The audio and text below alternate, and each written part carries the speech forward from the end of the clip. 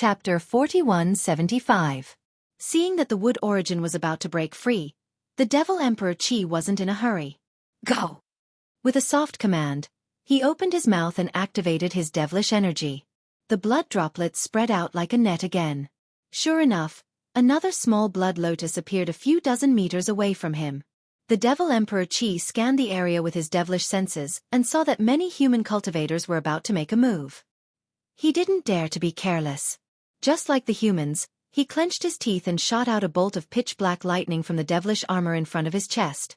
As soon as it appeared, the Devil Emperor Qi's body shrank by one size. However, when the light landed on his devilish arm, the silver light on his devilish arm grew brighter and brighter. The Devil Emperor Qi fell toward the wood origin again. Buzz buzz. The space near the wood origin was trembling, and so was the Devil Emperor Qi's silver-black arm. The tremors gradually spread into the Devil Emperor Qi's devilish body. The outer layer of his devilish body began to shed as layers of devilish patterns fell off, revealing the sturdy muscles underneath. Moreover, a ferocious aura spread out from the top of his head. A few human cultivators who were secretly approaching the wood origin were actually frightened by the aura and trembled. A devil sovereign. Shangguan was shocked and realized something. He exclaimed, "The Devil Emperor is relying on the wood origin to become a devil sovereign?" Kiki. The Devil Emperor Qi laughed wildly. The origin energy had already begun to seep into his devil core, and an unprecedented feeling was born from it. Swoosh! At this moment, a clear cry descended from the sky. Yun Che raised his hand and slapped the top of his head. A ray of earthy yellow light shot out, and then a copper coin the size of a fist flew out and landed right where the Devil Emperor Qi was. Following the trajectory of the coin, a faint thin line emerged from the square eye of the coin. This thin line was very strange. It ignored space, demonic senses, and blood lotuses, and pierced through the wood essence.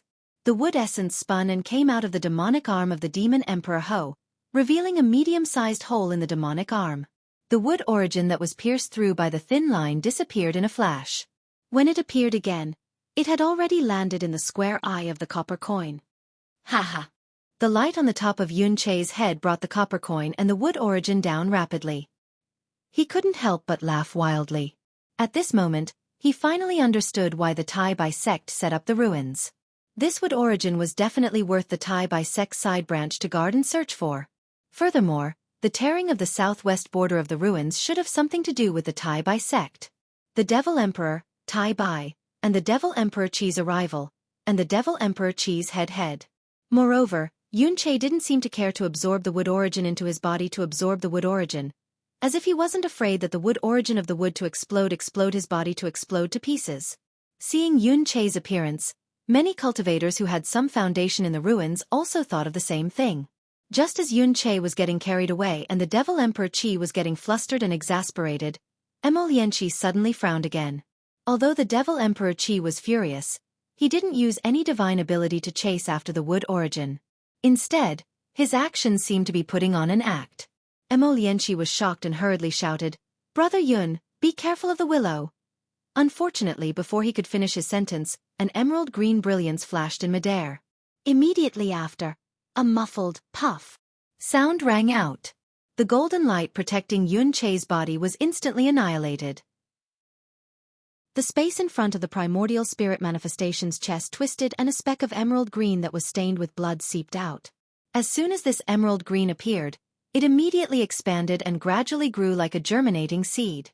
However, the price of this seed's growth was beyond the imagination of ordinary people. The fertilizer for the seed was actually Yun Che's primordial spirit image. As the seed grew into a sapling, Yun Che's primordial spirit image rapidly shrank. The faint halo above the image was now abnormally dim. Yun Che's primordial spirit had been absorbed by the sapling. You. It's actually really you. Yun Che lowered his head and looked at the bloodstain on his chest. He sadly turned his head back and his eyes were filled with disappointment, regret, and pain. He said in a low voice, "How could it be you?" "Be careful of what?" Behind Yun Che, the green light dissipated, revealing Lu Wuxia's figure. At this time, Lu Wuxia had a smile on her face. Her gaze swept past the crowd and landed on Xianxia. She asked sarcastically, "Be careful of Lu Wuxia?" "That's right." Mo Lianqi's face was also angry, and even a little twisted. Seeing the green color on Yunche's face, she knew that Lu Wuxia was vicious. She actually used the Misty School's secret art to attack Yunche's primordial spirit. She scolded, "Be careful of Lu Wuxia." "Why should I be careful of Lu Wuxia and not Mo Lianqi?" Lu Wuxia raised her hand and flicked her middle finger. A wooden arrow flew out and landed on the copper coin. The wooden arrow made an ingenious turn and landed in her hand with the origin of wood. Her hand was as beautiful as a flower.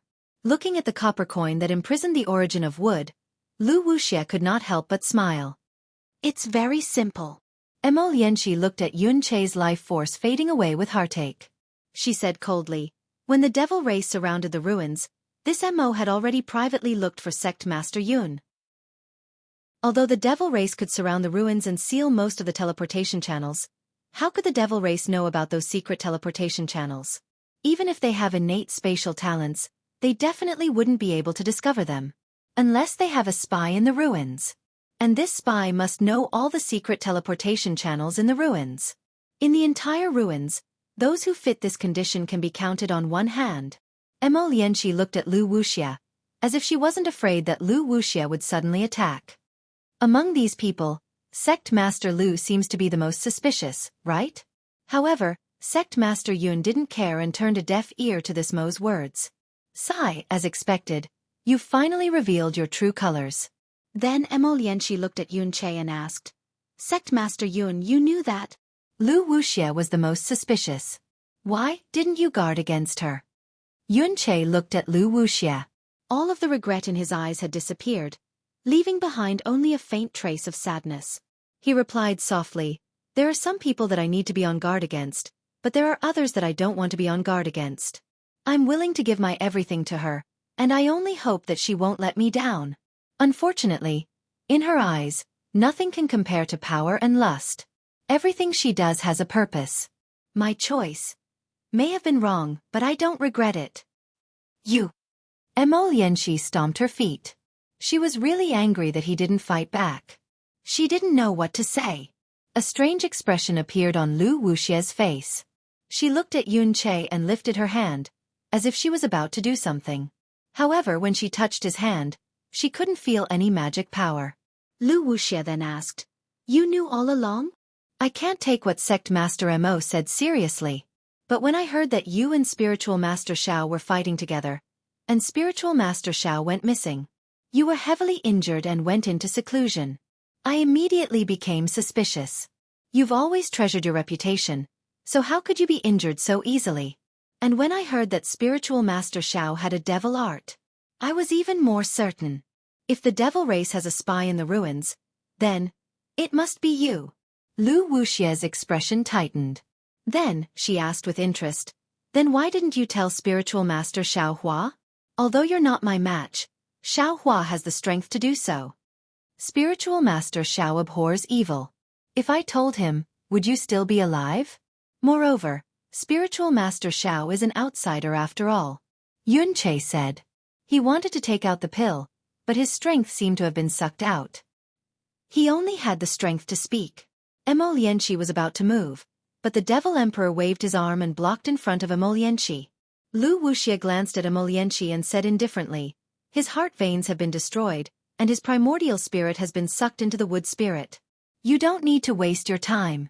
I just want to get the wood origin to surpass the Dao transformation. Don't force me to do it." "I forced you to do it?" Mo Lianqi was furious. She pointed at Yunche and said, "You did it yourself. No one forced you. You killed the person you trusted the most. No one can accompany me on the path of Dao transformation." Lu Wuxia said indifferently, "There's no such thing as trust in this world." Humph. Mo Lianqi looked at the dying Yunche and felt an indescribable pain in her heart. She snorted and said, "Did you hear it with your own ears? This is Lu Wuxia's answer. Are you satisfied now?" "It doesn't matter if I'm satisfied or not." Yunche shrunk his neck. The little sapling in front of his chest had grown into a big tree, and his body had returned to the size of an ordinary person. He really looked like a human hanging under a big tree. He said in a lonely voice, "I just feel a little cold." That's because your heart is cold. I told you long ago. Mo Lianqi didn't know how to comfort Yun Che. Sect Master Mo, do you remember the song I hummed to you? Yun Che suddenly asked. Mo Lianqi was stunned, but she replied without hesitation, "Of course I remember. Why do you suddenly ask?" Good. Yun Che's eyes shone with a trace of brilliance, and the corner of his mouth curled up as he said, "I really miss those days. The sky was blue, the moon was curved, the water was clear, and the clouds were faint. Pitiful. I'll leave everything to you to decide. I want peace." After saying that, Yun Che tilted his head. A Dao transformation cultivator actually died just like that. This really shocked everyone present. After all, a Dao transformation cultivator had already cultivated a primordial spirit. A simple primordial spirit thread divine ability could allow a Dao transformation cultivator to escape. How could he die so easily? Of course, if Yun Che wasn't determined to die, then it was because Lu Wuxia's method was too powerful. Sigh. Mo Lianqi sighed as she watched Yun Che's body rapidly wither away. Not even a trace of his primordial spirit could escape. She began to sing an inexplicable ballad. The ballad was cheerful and sad at the same time. However, as the ballad was sung, the copper coin in Lu Wuxia's hand suddenly emitted a sharp energy fluctuation. Chapter 4176. "Ayo, this is bad." Lu Wuxia sensed this fluctuation and immediately had a bad feeling in her heart. She immediately decided to teleport away, but it was already too late. The copper coin suddenly exploded under the influence of Mo Lianqi's ordinary song. The copper coin was an artifact that could seal the origin of wood, so its explosion was extremely powerful. Lu Wuxia was just about to teleport away when the shockwave had already enveloped an area of 1,000 miles. Not just Lu Wuxia, even Mo Lianqi, Devil Emperor Qi, and many other human and devil cultivators were trapped. Strands of earthy yellow lightning emerged from the copper coin's explosion. In the blink of an eye, half of Lu Wuxia's head and half of her shoulder were torn apart. Moreover, even more lightning surged out from the cracks and pounced on all the humans and devils within 1,000 miles. Mo Lianqi suddenly came to a realization. She knew that Yun Che couldn't kill Lu Wuxia, so he told her the method to kill Lu Wuxia. Moreover, he couldn't face Lu Wuxia's death, so he didn't guard against Lu Wuxia. His heart was filled with grief, and he sped up the song again. However, when he saw how powerful the copper coin was, he hesitated and stopped. In the few breaths of time he stopped, the copper coin's shackles loosened. Devil Emperor Qi immediately laughed sinisterly and stretched his devil arm into the void. Mo Lianqi was shocked and quickly retreated. But after retreating a few miles, Mo Lianqi suddenly discovered that at the place where he was standing before, hundreds of white bones had emerged from the void and pierced into a Mo Lianqi who looked exactly like him. Moreover, several miles to the left of Lu Wuxia, a faint layer of mist was destroyed by the copper coin's explosion as if it had been washed away by water, revealing a completely different world. Ah! An illusion formation? Mo Lianqi turned pale with fright. He really couldn't understand how he had fallen into an illusion formation. Moreover, he wasn't the only one. All the human and devil cultivators in the ruins, and even the 3 devil emperors, had fallen into this illusion formation as well. Who in the world had such great divine ability? At this time, Mo Lianqi's face suddenly revealed ecstasy. After all, if this place was an illusion formation, and his body could be transformed, then did that mean everything that had happened before was also an illusion? He could not help but look towards the place where Yun Che had fallen. How he wished that Yun Che's figure could still be standing in the sky right now. Unfortunately, just as he released his divine sense, a faint voice sounded in his ears. "Sect Master Mo, don't look anymore. This illusion array was set up by me, but the core of the illusion array is the demonic array's demonic spirit. Fellow Taoists, you're only affected by it. Everything that happened before is real." Previously, when fellow Taoist Yun Che invited this Xiao to be a guest elder of the Shindao sect, he already told this Xiao about the spies in the ruins. This Xiao has met the sect masters of the 3 great sects, and has long since suspected Lu Wuxia. However, while I was on guard against Lu Wuxia, I neglected her ambitions. I didn't know that she also coveted the origin of wood. Moreover, you've also seen that this Xiao has to use all his strength to collect the 2 origin magnetic stones. I don't have any spare energy to guard against her attacking others. However, Sect Master Yun Che's magic treasure is truly powerful. This Xiao is worried about how to kill Devil Emperor Qi. Why don't Sect Master Mo let this magic treasure explode? It'll also fulfill Sect Master Yun's wish. Sect Master Mo, don't be afraid of injuring our human cultivators. This Xiao's illusion array can control a portion of the magic treasure's explosive power, so that the human cultivators won't be injured. Moreover, if we don't kill Devil Emperor Qi now, won't more human cultivators die when he goes crazy later? Although the voice was Xiao Hua's, it was not Xiao Hua who said it. At this time, Xiao Hua was using all his strength to collect the 3 origin magnetic stones. The one who transmitted the message was the green-robed Xiao Hua. Hearing Xiao Hua's words, Xianxia was shocked. He was clear about Xiao Hua's cultivation level, and he also believed in the divine ability of the incense cult's founder. He believed that Xiao Hua was the incense cult's savior. However, he really could not believe that a mere Dao transformation realm cultivator could set up such a huge illusion array and confuse 3 great devil emperors. Moreover, one of the 3 devil emperors was the Devil Emperor Qi of the zombie race, and the devil spirit of the devil formation. However, at this time, there was no time for him to hesitate. He narrowed his eyes and began to chant the ballad again. Rumble! Tens of millions of yellow thunderbolts flashed in the sky not far away. A destructive aura shrouded the area within 1,000 miles.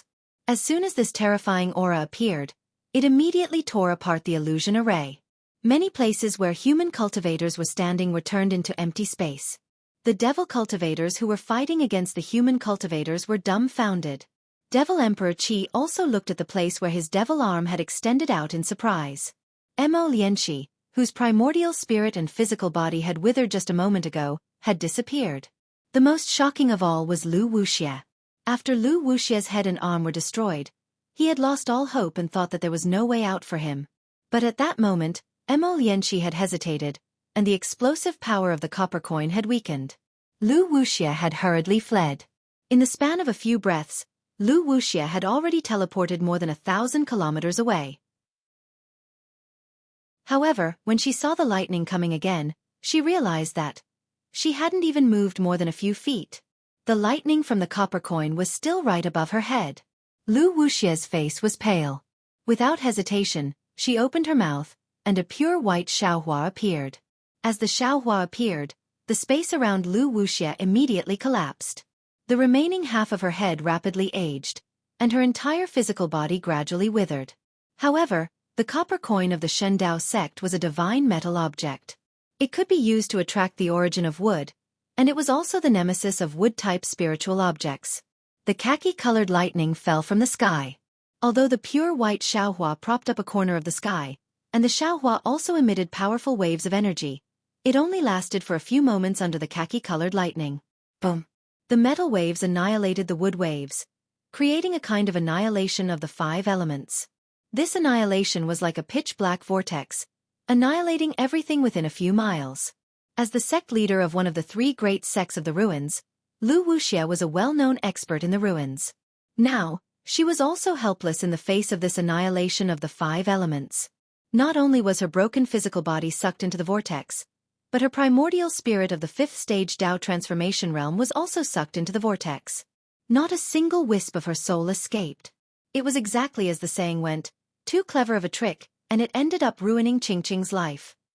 Naturally, there were hundreds of Dao cultivators around Wuxia. When they were escaping, they were not trapped by the illusory formation. Now, those who were slow to escape were killed, but most of them were still alive. If Wuxia was in such a state, Devil Emperor Qi would not fare any better. Under the illusory formation controlled by the green-robed Xiao Hua, many khaki-colored lightning also fell on Devil Emperor Qi's demonic body. Although Devil Emperor Qi's demonic body was tens of thousands of feet tall, the demonic runes on his demonic body shattered when the lightning struck. Waves of demonic light also roared to meet the attack, but these pitch-black lightning all collapsed when it came into contact with the khaki-colored lightning. After the demonic runes were destroyed, the demonic armor appeared. The demonic armor of Devil Emperor Qi seemed to have some history. As the thunderbolts landed, the demonic armor roared furiously as the demonic souls of the devil race emerged from the armor and devoured the thunderbolts. Of course, this only lasted for a moment. Hong long long. Thunderous rumbles came from the demonic armor. The Devil Emperor Qi was like a demonic armor. Unfortunately, the demonic armor was a demonic slayer armor. As the thunderbolts pierced into the demonic body of Devil Emperor Qi, it tore apart the demonic body that Devil Emperor Qi had spent a long time refining. Roar! Devil Emperor Qi roared into the sky, and his demonic body quickly shrank. At the same time, the demonic hammer on his demonic arm danced, and the silver-black demonic arm also struck towards the lightning. The demonic hammer also had pitch-black demonic runes and lightning on it, but they all collapsed under the khaki-colored lightning. Even the demonic hammer was destroyed. As for the silver-black demonic arm, although the lightning couldn't destroy it, it still created deep holes, making it look like it was riddled with holes. As Devil Emperor Qi's demonic body shrank, the demonic energy around Devil Emperor Qi formed layers of demonic seals to resist the lightning. Although the demonic seals were destroyed one after another, the demonic energy was also formed one after another. For a time, the lightning couldn't kill Devil Emperor Qi. While Devil Emperor Qi was holding on, tens of thousands of demons around him were also destroyed by the lightning and turned into dust. Seeing this, the demon Emperor Qi's heart was filled with sorrow. They targeted the ruins because they saw that the ruins didn't have a profound cultivation sect. However, he didn't expect that the Tai Bai sect had already set up a trap in the ruins. Although the Shindao sect master Yun Che didn't have the strength to kill the Devil Emperor, the Tai Bai sect left the ruins a divine weapon that could kill the Devil Emperor. Although this divine weapon was far from being pushed to the limit, the destructive power of the divine weapon was enough to complete the Tai Bai sect's mission. Crack, crack. All of a sudden, the lightning in the sky disappeared, and the copper coin that had exploded was left with a broken shape in the air. Devil Emperor Qi was stunned. How could he still hesitate? His demonic energy was already exhausted, and if the lightning fell a few more times, he would die. Devil Emperor Qi urged his body, and like a stray dog, he hurriedly fled towards the sky. The moment the thunderbolt stopped, another round of 5 Qi righteous thunders struck down from above Demon Emperor Qi's head. How could Devil Emperor Qi not know that this was the Confucian cultivator Xiao Hua's attack? He hurriedly stretched out his broken demonic arm, and grabbed towards the sky. A layer of ripples blocked the 5 energy righteous lightning like a fishing net. However, before he saw the lightning rumble, a kind of fear immediately appeared in his heart, and he fled towards the sky without hesitation. However, just as he moved, and before the demonic shadow appeared, swoosh! A golden light flashed in the sky, and the soaring dragon scissors slashed across his demonic body. Crack! A clear cracking sound came from his heart, and his demonic core was cut in half by the soaring dragon scissors. Chapter 4177. You! Devil Emperor Qi cried out in disbelief. He looked down at his devil body that was rapidly collapsing. Tens of thousands of vortexes were forming inside his devil body, and where his devil core was, wisps of devil flames were gushing out like black blood. A famous expert of the devil realm had fallen in a foreign land just like that. The most terrifying thing was obviously not this. Just as Devil Emperor Qi's devil soul left his body, a strange whirlwind appeared in the air and sucked his devil soul into a bloody place. Devil Emperor Qi didn't even have a chance to resist. Devil Emperor Qi was killed by Xiao Hua, and Lianqi's figure appeared not far away. Green-robed Xiao Hua also appeared in the air like a god. What's going on? Why didn't you continue with the spell? Green-robed Xiao Hua looked at the copper coin in the air and asked Lianqi in confusion. Lianqi's face blushed, and she said in a low voice, "This humble one heard Yun Che sing that ballad in his early years. After so many years, this humble one doesn't remember it too clearly." Hee. Green-robed Xiao Hua laughed mischievously. He raised his hand and grabbed the broken copper coin in his hand. He said with a smile, "If you finished singing, then this copper coin would also be finished. It's fine now. Let this poor Taoist take this thing to buy buns." Taoist. Lianqi was shocked. She hurriedly reached out and said, "This is something that Yun Che wore when he was young. Can Taoist give this thing to this humble one? As a memento?" "You want Yun Che's things. Easy, you can pick one yourself." Green-robed Xiao Hua smiled and said as he took out a spatial ring from his chest and handed it to Lianqi. When Lianqi saw this, she almost fell from the air. Wasn't this spatial ring Yun Che wore on his finger? She didn't know when green-robed Xiao Hua took it. Taking a deep breath, Xianxia begged. Daoist, this spatial ring is a symbol of the Shendao sect master. This humble one thinks it's better to leave it to the Shendao sect. Oh, that's true. Green-robed Xiaohua rubbed his chin, as if he were thinking of something. After a moment he said, then let's return this spatial ring to the Shendao sect. Xianxia was helpless. She could only bluntly say, Daoist master, it's not just the spatial ring. The things inside must also be returned to the Shendao sect. That won't do. The green-robed Xiaohua immediately shook his head like a rattledrum. This spatial ring was picked up by I. How can you return it just like that? Xianxia was speechless. He thought for a moment and probed. Spiritual master, the cultivators of the ruins have suffered great losses. In today's battle, many sect leaders have fallen. Among the three major sects, the leaders of the Misty School and the Shendao sect have lost their lives. The two sects are showing signs of decline. If you don't return the Shendao sect's things to the Shendao sect, the Shendao sect will no longer be one of the three major sections. It will definitely decline. Didn't Daoist Master Xiao say it before? He is a guest elder of the Shendao sect. Do you want him to be a guest elder of a small sect? The Shendao sect is reduced to a second-rate sect because of a spatial ring? How is this possible? However, what you said makes some sense. After all, Xiaohua is a guest elder of the Shendao sect. I can't go too far. Green-robed Xiaohua scratched his head, thought for a moment, and handed the spatial ring to Xianxia and said, then I'll have to trouble you to transfer this thing to the Shendao sect. Okay. Xianxia took the spatial ring. Just as she said okay, her face changed slightly. Because the spatial ring was very empty, there were no materials. Elixirs and so on were gone. Only jade slips and other things were left in it. Xianxia opened her mouth, but looking at green-robed Xiaohua, she knew that no matter what she said, he wouldn't admit it. Xianxia thought for a moment and had no choice but to put away the spatial ring. Looking at the many primordial spirits in the distance who were still urging their magic power to suppress the multicolored light, she asked in a low voice, Daoist Master Xiao, is it still not enough? Damn it, of course it's not enough. Green-robed Xiaohua cursed and said, who knew that refining the 5 elements wishful heaven staff would be so difficult? This is just the blood refining stage, and so much magic power is spent. How can I refine it in the future? 5 elements wishful heaven staff. Xianxia was dumbfounded. Of course, she had heard of the fame of the ancient vicious weapon. She didn't think that the human race of the cultivation world could refine such a divine object. Wasn't this wishful thinking? Unfortunately, how could Xianxia dare to say half a word at this time?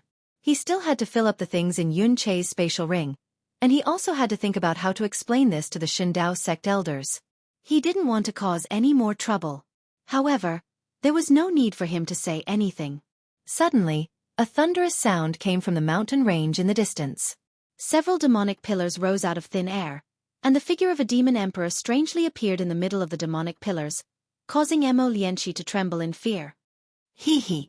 Green-robed Xiaohua smiled, waving the Kunlun mirror in his hand, and said, Sect Master Mo, are you interested in watching a show with me? Of course. Xianxia nodded without hesitation. She really wanted to see how magical Xiaohua's illusion array was, and how this illusion array killed the other 2 demon emperors. Let's go. Green-robed Xiaohua called out, and the Kunlun mirror in his hand emitted a multicolored brilliance. The brilliance fell in the air and turned into pitch-black demonic energy. As the demonic energy rolled, a huge demonic space appeared. Moreover, within the space, Xiaohua, green-robed Xiaohua, and the others rushed towards the demonic pillars in the middle of the mountain range at lightning speed. Xianxia's divine sense swept over Xiaohua and the others. It was no different from what he saw before. But when he turned his head to look at the previous location, Xiaohua and the others were still in the middle of the multicolored light. Sigh. Xianxia shook her head slightly, and urged her figure to follow behind green-robed Xiaohua. At this time, she didn't know whether this green-robed Xiaohua was an illusion or not. When Xianxia flew to the mountain range, she saw that the surrounding tens of thousands of miles of the mountain range had turned into a mess. The mountain range, the boulders, the forest, and everything else had been affected by the battle between the demonic spirit and the bone-tempering Xianxia. Nothing existed. At the demonic pillars, hundreds of millions of demonic soldiers and generals had appeared. Under the leadership of Demon Emperor Qi, they were desperately fighting against Xiaohua and the other illusions. Xiaohua and the other illusions were like gods that could casually kill countless demonic soldiers. And in the middle of these demonic soldiers and generals, demonic spirit Xiaohua and bone-tempering Xiaohua were struggling to deal with the attacks of the demonic spirit and Demon Emperor Qi in just a moment. Bone-tempering Xiaohua was the first to be defeated, and he escaped from the heavenly white bone. Before bone-tempering Xiaohua could take out the blood bone from the heavenly white bone, Demon Emperor Qi let out a wild laugh. The demonic spirit of the demonic spirit came out of Demon Emperor Qi's demonic body, and turned into a demonic pillar that reached the sky. It rushed towards the demonic array space formed by the Kunlun mirror. Demon Emperor Qi even crossed the space and fell into the white bone. When Demon Emperor Qi fell into the white bone immediately flashed with lightning again. The 3 heads crazily spewed out multicolored light, and the 6 arms pierced towards bone-tempering Xiaohua. Bone-tempering Xiaohua had obviously overdrawn his spiritual power. While he tried his best to block the attack of the arms, he couldn't block the multicolored light. The multicolored light pierced through his head and he fell to the ground. After that, Devil Emperor Qi even flapped his wings and killed Devil Spirit Xiaohua swiftly like a bolt of lightning before seizing Devil Saber slaughter from him. Ha ha ha. Demon Emperor Qi and Demon Emperor Qi both laughed. One controlled the white bone, the other waved the demonic saber, and they attacked Xiaohua and the other clones. In the illusion, Xiaohua and the others were naturally not the opponents of the 3 great demon emperors. After stubbornly resisting for an hour, they were finally killed by the 3 great demon emperors. Demon Emperor Qi and Demon Emperor Qi still wanted to continue chasing the cultivators of the ruins. However, under Demon Emperor Qi's persuasion, they returned to the demonic array to rest first. After they readied themselves, they would return to the ruins. The 3 demon emperors moved their figures and proudly led the demonic soldiers and generals back to the demonic array formed by the spatial light pillar. Demon Emperor Qi was leading the way. Mo Lianxi, who was hiding in the illusion array, was ecstatic. Just as Mo Lianxi was ecstatic, she saw that the demonic spirit of the demonic array, which hadn't completely entered the Kunlun mirror, suddenly shouted, "Not good! This isn't this emperor's." Moreover, as the demonic spirit of the demonic array roared, waves of fluctuations were generated from the demonic chi pillar that he turned into, destroying the illusion array nearby. When the demonic soldiers and generals disappeared, Demon Emperor Qi's figure also disappeared. Unfortunately, before he could finish his words, the demonic saber murder flashed and cut the demonic pillar in half. Demonic spirit Xiaohua had already stretched out his demonic body from the Kunlun mirror.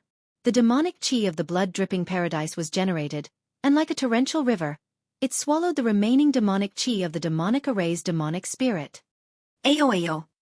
The demonic spirit of the demonic array howled crazily, trying to escape from the Kunlun mirror. However, demonic spirit Xiaohua was also a demonic spirit that had lived for God knows how many years. He was very familiar with the demonic array's demonic spirit's weakness. After a few rounds of swallowing, he firmly controlled the demonic spirit and dragged him into the Kunlun mirror. At the same time, a powerful suction force was generated from the Kunlun mirror, firmly enveloping Demon Emperor Qi and Demon Emperor Qi at the same time. Tens of thousands of thunderbolts were generated from Xiaohua's body and landed on the Kunlun mirror. Demon Emperor Qi seemed a little surprised. Seeing the demonic soldiers and generals around him disappear, and Demon Emperor Qi also turned into nothingness, he didn't dare to believe that everything he killed was an illusion. In particular, when the white bones around him also turned into nothingness, he understood that his formless demonic body was hurriedly fleeing for his life. As for Demon Emperor Qi, he already had a warning in his heart. When the demonic saber in his hand disappeared, he didn't stop at all. The wings on his back spread out, and the demonic horn on his forehead produced a space-tearing force. Demon Emperor Qi's figure rushed into the space crack at an extremely fast speed, and before Demon Emperor Qi could say anything, he disappeared from the illusion. Damn it! Green-robed Xiaohua angrily cursed. The Kunlun mirror emitted a dazzling light that swept across Demon Emperor Qi's demonic body. With a sizzling sound, more than half of Demon Emperor Qi's demonic body was destroyed. The light beam rushed into the space crack, and a miserable scream came from the distance. Chapter 4178. Just as green-robed Xiao Hua used the Kunlun mirror to injure Demon Emperor Qi, Xianxia clearly saw that there was still a small half of Demon Emperor Qi's body falling into the void. He hurriedly used his spiritual power and spells, but he only managed to kill half of Demon Emperor Qi in the end. He still couldn't stop Demon Emperor Qi. He hurriedly reminded green-robed Xiao Hua, Demon Emperor Qi has escaped. Humph, he can't escape. The green-robed Xiao Hua rubbed his hands, and streaks of crystal light fell into the void. Rumble! The sound of thunder resounded, and sure enough, the miserable shrieks of the Demon Emperor could be faintly heard from the void. After the time it takes to brew a cup of tea, the screams and the thunder slowly stopped. The corner of green-robed Xiao Hua's mouth rose slightly. The light of the Kunlun mirror in his hand faded, revealing a mirror covered with demonic patterns. Of course, these demonic patterns were rapidly decreasing. It seemed that Xiao Hua was devouring the demonic array's demonic spirit. Shua! Like tearing silk, Xianxia's eyes flashed slightly. The whole world was still the same world, but some details seemed to have changed. Looking at the messy ground, bone-tempering Xiao Hua's extremely tired figure appeared. On his shoulder was a dream mirage butterfly flapping its wings. Xianxia's gaze fell on the dream mirage butterfly. Suddenly, an indescribable small world appeared, and scenes of childhood memories covered him like light and shadow. Xianxia turned pale with fright and hurriedly closed his eyes. However, to Xianxia's surprise, all the illusions still appeared. Cough, cough. Green-robed Xiao Hua coughed. The Kunlun mirror's light pillar reappeared and took back the dream mirage butterfly. Only then did the illusions around Xianxia slowly disappear. Xianxia looked around in surprise, and his back suddenly broke out in cold sweat. Facing the dream mirage butterfly, the Tao foundation he had refined for tens of thousands of years was like paper. Rumble! At this moment, thunder and lightning appeared in the distant space. The original forms of the 5 elements that had appeared in the starfield earlier had now fallen into the contact of the magnetism. The thunderbolt that descended from the sky not only shattered the previous imprisonment, but also fell into the original forms of the 5 elements. The original forms of the 5 elements actually produced a multicolored light that Xiao Hua could not control, causing the 3 magnetism to shake. Not good. Xiao Hua had already refined the primordial magnet and innate mother with his blood. He understood that this was the most crucial moment. If he couldn't refine the 5 elements into the primordial magnet, then not only would he fail, he and the others would also suffer from the backlash.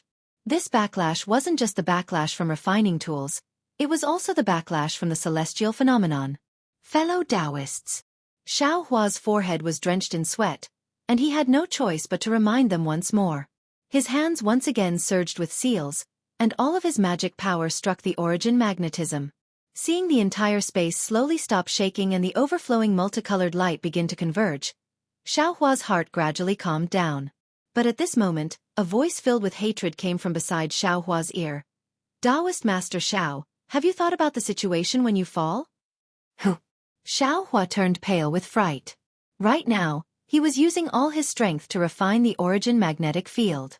There was simply no way for him to be distracted. If he were to draw out even a trace of his magic power, the origin magnetic field would be ruined and he would suffer a backlash. Now that he heard the malicious voice, how could he not know that he had encountered a huge problem? Sure enough, in the void, a small part of the Demon Emperor Qiong's demonic body appeared. But that voice did not belong to the Demon Emperor Qiong. Heavenly Demon? You actually have a trace of a clone? You don't return to your own sky of freedom, but still want to borrow the Demon Emperor Qiong's demonic body. You really are deliberately scheming. Xiao Hua suddenly woke up, and in the distance, the green-robed Xiao Hua was similarly shocked. The Kunlun mirror in his hand had already been activated once more. Whatever this king wants to kill, no matter if it is a human, immortal or Buddha, this king has never failed. The heavenly demon controlled the Demon Emperor Qiong's demonic body and threw it into Xiao Hua's body. Sensing Xiao Hua's abundant essence, the heavenly demon's mouth was filled with an indescribable pride. You are but a mere human cultivator. Even if you have one fortuitous encounter after another, you will absolutely not be able to escape from this king's palm. Sensing that his body was gradually losing control of itself, Xiao Hua's eyes slightly narrowed, and he slightly withdrew the seals in his hands. Boom! A strand of 5 elements multicolored light penetrated the origin magnetic field and landed on Xiaohua's head. Oh? What are you doing? The heavenly demon greedily absorbed Xiaohua's essence and quickly took control of Xiaohua's body. He asked with some surprise, "Could it be that you think self-destruction can free you? Don't even dream about it." Fellow Taoist. The green-robed Xiaohua and the bone-honed Xiaohua both hurriedly came to his rescue, and the Kunlun mirror's light pillar also covered Xiaohua. Although Xianxia at the side didn't know what was going on, how could he not know that the situation had changed? However, at this critical moment, a powerful fluctuation appeared on Xiaohua's head.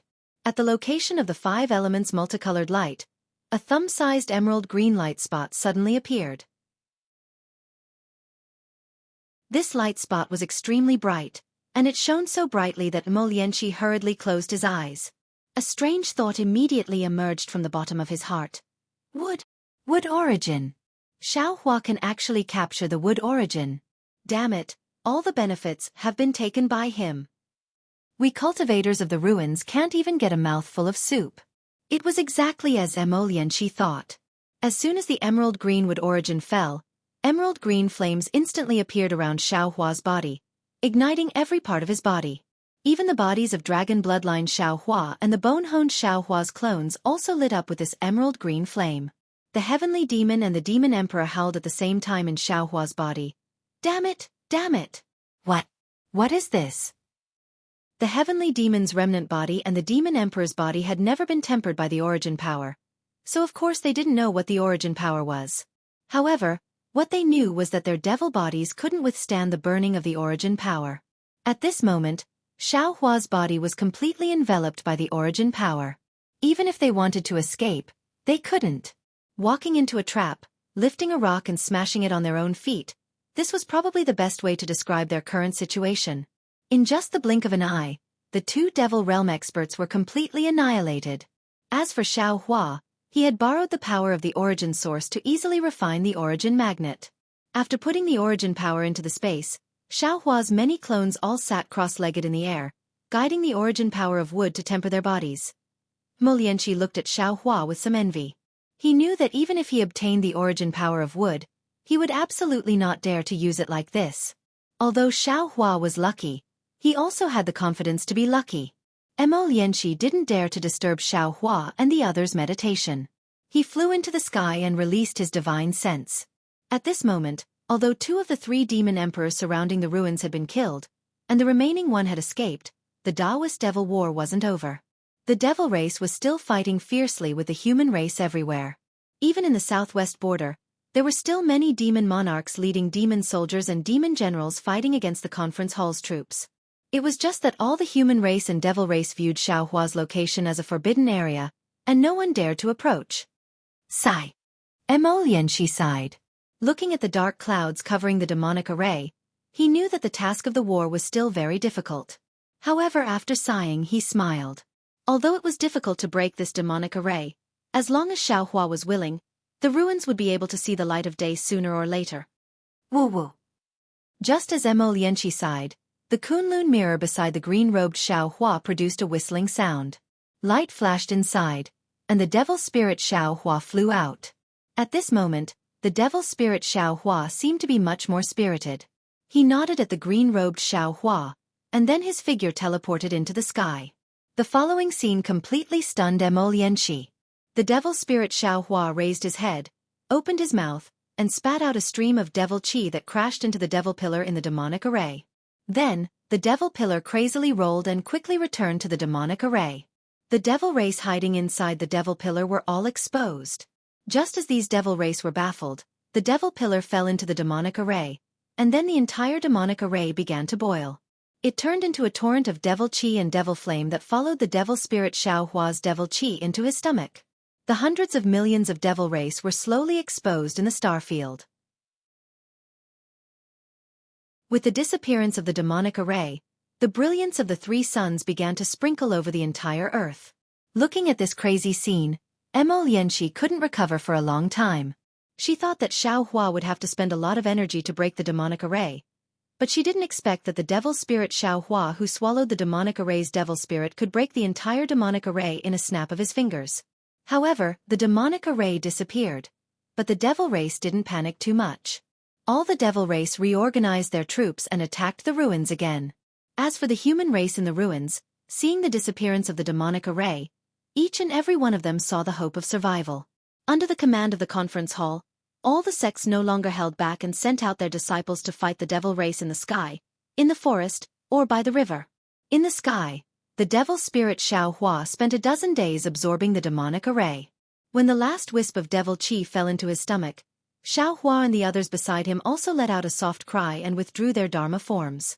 The originally khaki-colored bone-honing Xianxia stopped the Big Dipper magical fist, and 10% of his body turned emerald green. Good. Xianxia looked left and right, then bowed and said, "Fellow Taoists, you've worked hard."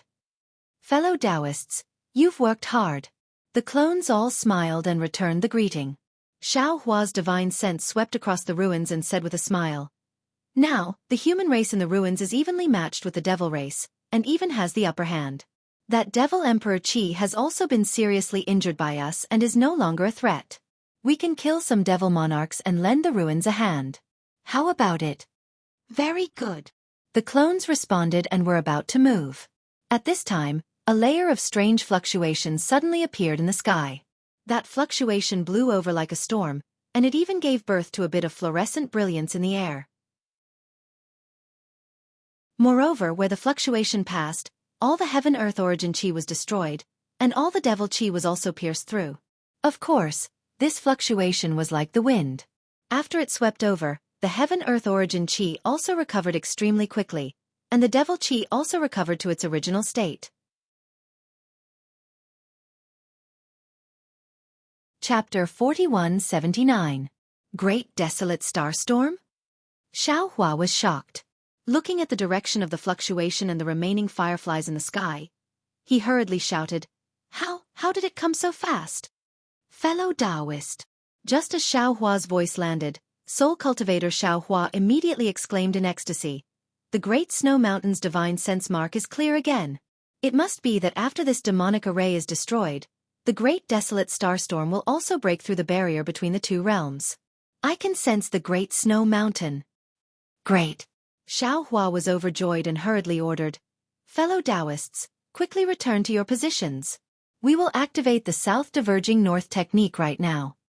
How could bone-tempering Xianxia and the others dare to stay for a moment longer? They all entered Xianxia's body. Not far away, Xianxia was very puzzled and hurriedly urged his figure to come over and ask. When Soul Cultivator Xianxia entered Xianxia's body, he still exhorted, "Fellow Taoist, don't rashly activate your soul technique. Our cultivation is not enough. When crossing the barrier between the two realms, it's best to use the teleportation array." "And I know." Xianxia nodded. Seeing Xianxia flying over, he waved his hand and said, "Sect Master Mo, the Great Desolate Starstorm has already arrived. You all should quickly make a plan. The demon race is also afraid of this Great Desolate Starstorm and will definitely withdraw their troops early. I promised your ancestors matter. I will definitely accomplish it. You should also help I a little. I have a disciple." At this point, Xiaohua's heart trembled. He hurriedly shut his mouth and shouted, "You don't need to care about I's matter.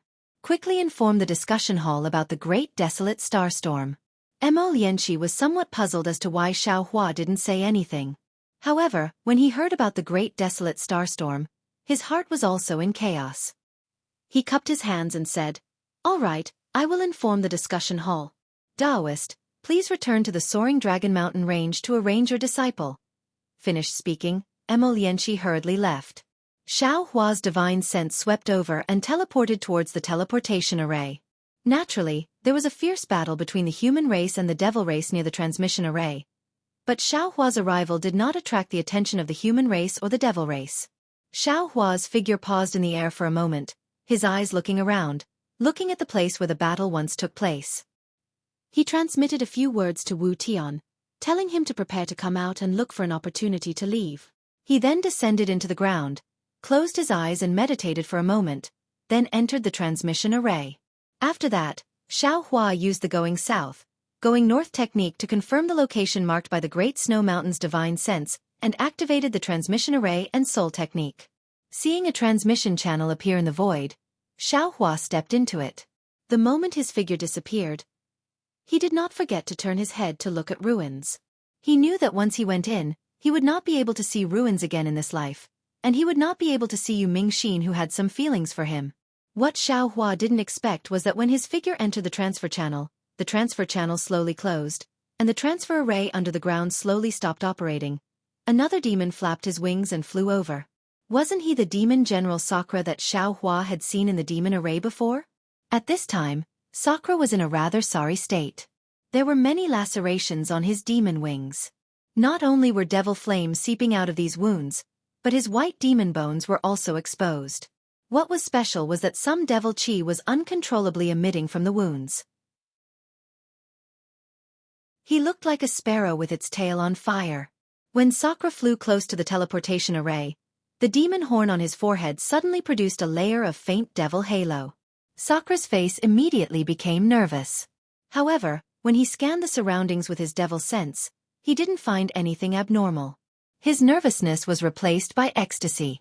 Immediately after, the devil chi around Sakura's body surged. The halo on his demon horn became brighter and brighter.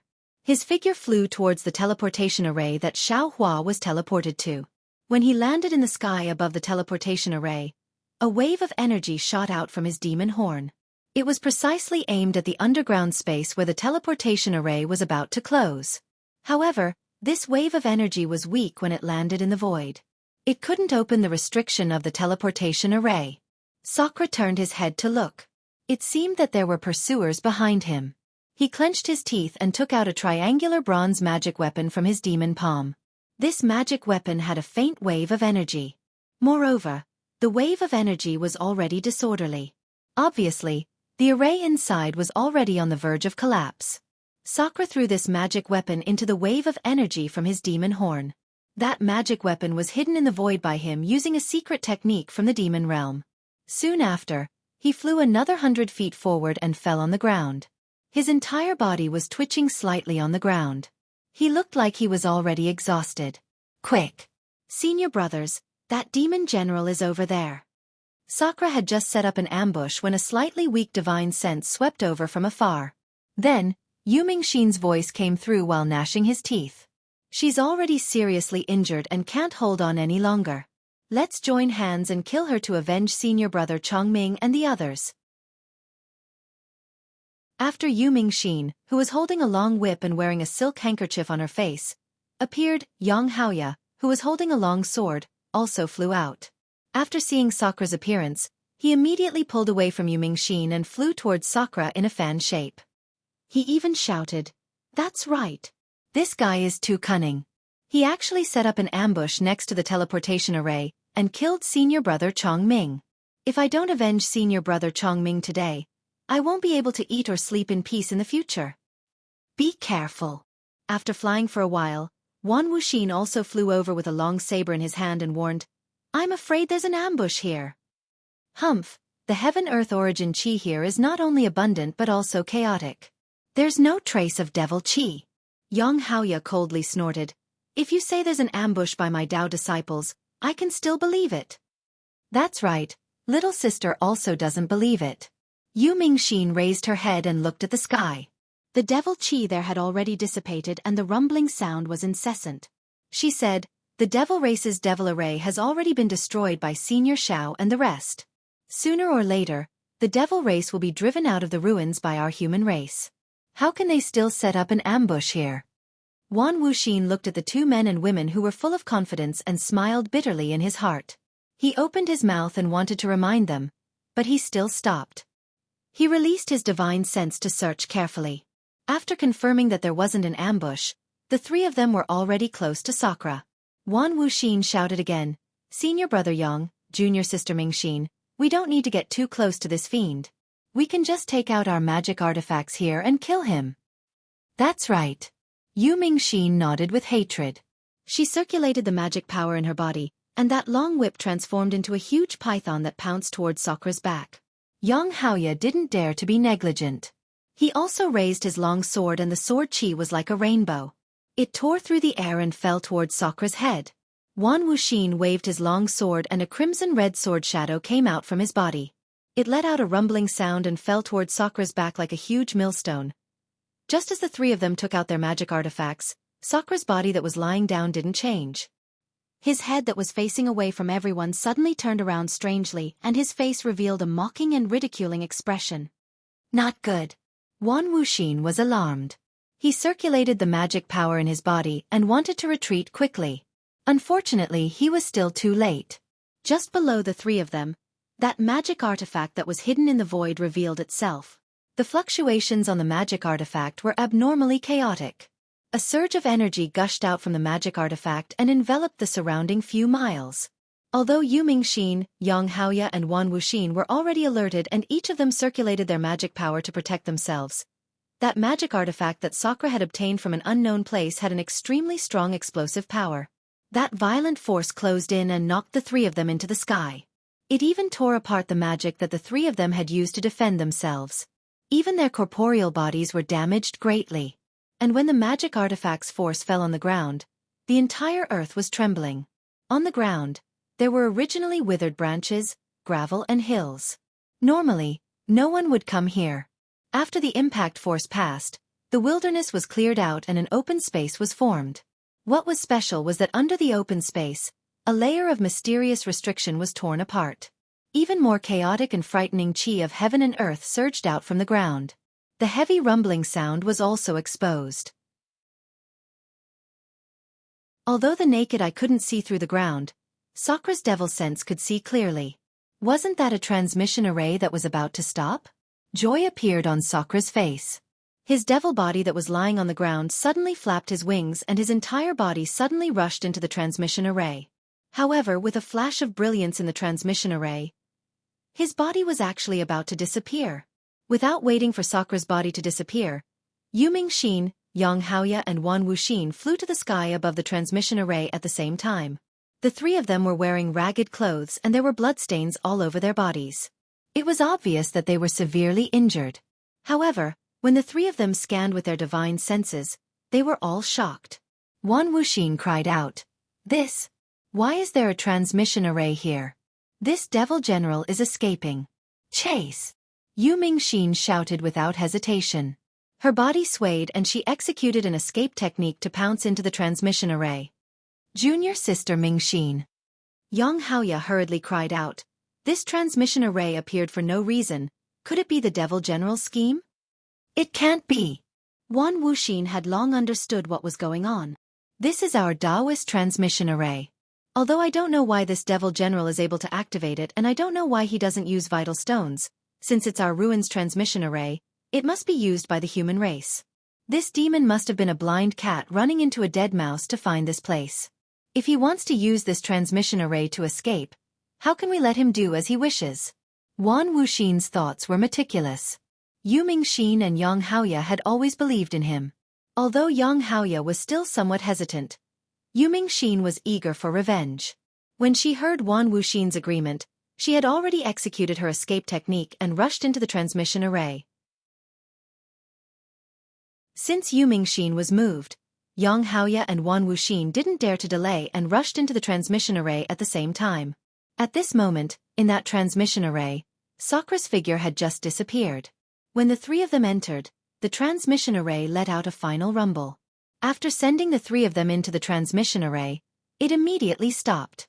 However, in just a moment, the brilliance gradually receded and the fluctuations of the heaven and earth vital energy also died down. The great battle in the ruins was still ongoing. Xiao Hua and Sakra both teleported away. Yumingxin, Xianxia, and Wan Wuxin also chased after them. As for what was at the other end of the transmission array, Xiao Hua knew in his heart. The other devil general and the three human cultivators didn't know. However, somewhere in the star domain, that nameless existence that was alarmed by the celestial skeleton stopped again. His body flickered with a strange brilliance and he stuck his head out from the starlight. However, in just a moment, this existence's eyes were filled with astonishment. He tore open the void and rushed in. The direction was actually where Xiao Hua's transmission array disappeared.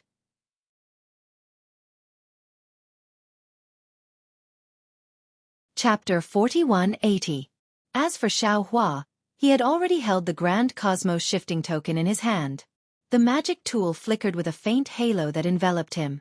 When the heavy spatial energy from the teleportation array landed on this halo, it only caused a slight ripple before disappearing again.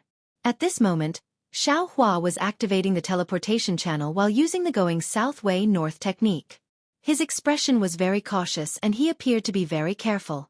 After experiencing the error in the previous teleportation, Xianxia already knew that even if his cultivation was at the level of a god, he could not be careless at any time. There were too many accidents in this world, and every unexpected accident would cause a huge change. And this change would happen most of the time. In other words, nothing could be done according to his wishes. Even if he had already built the teleportation channel and used the going south way north technique to discover the Great Snow Mountain's divine sense mark, he still did not have any confidence that he could teleport to the sky above the Great Snow Mountain. In fact, the current Xianxia did not dare to imagine that he could reach the Great Snow Mountain.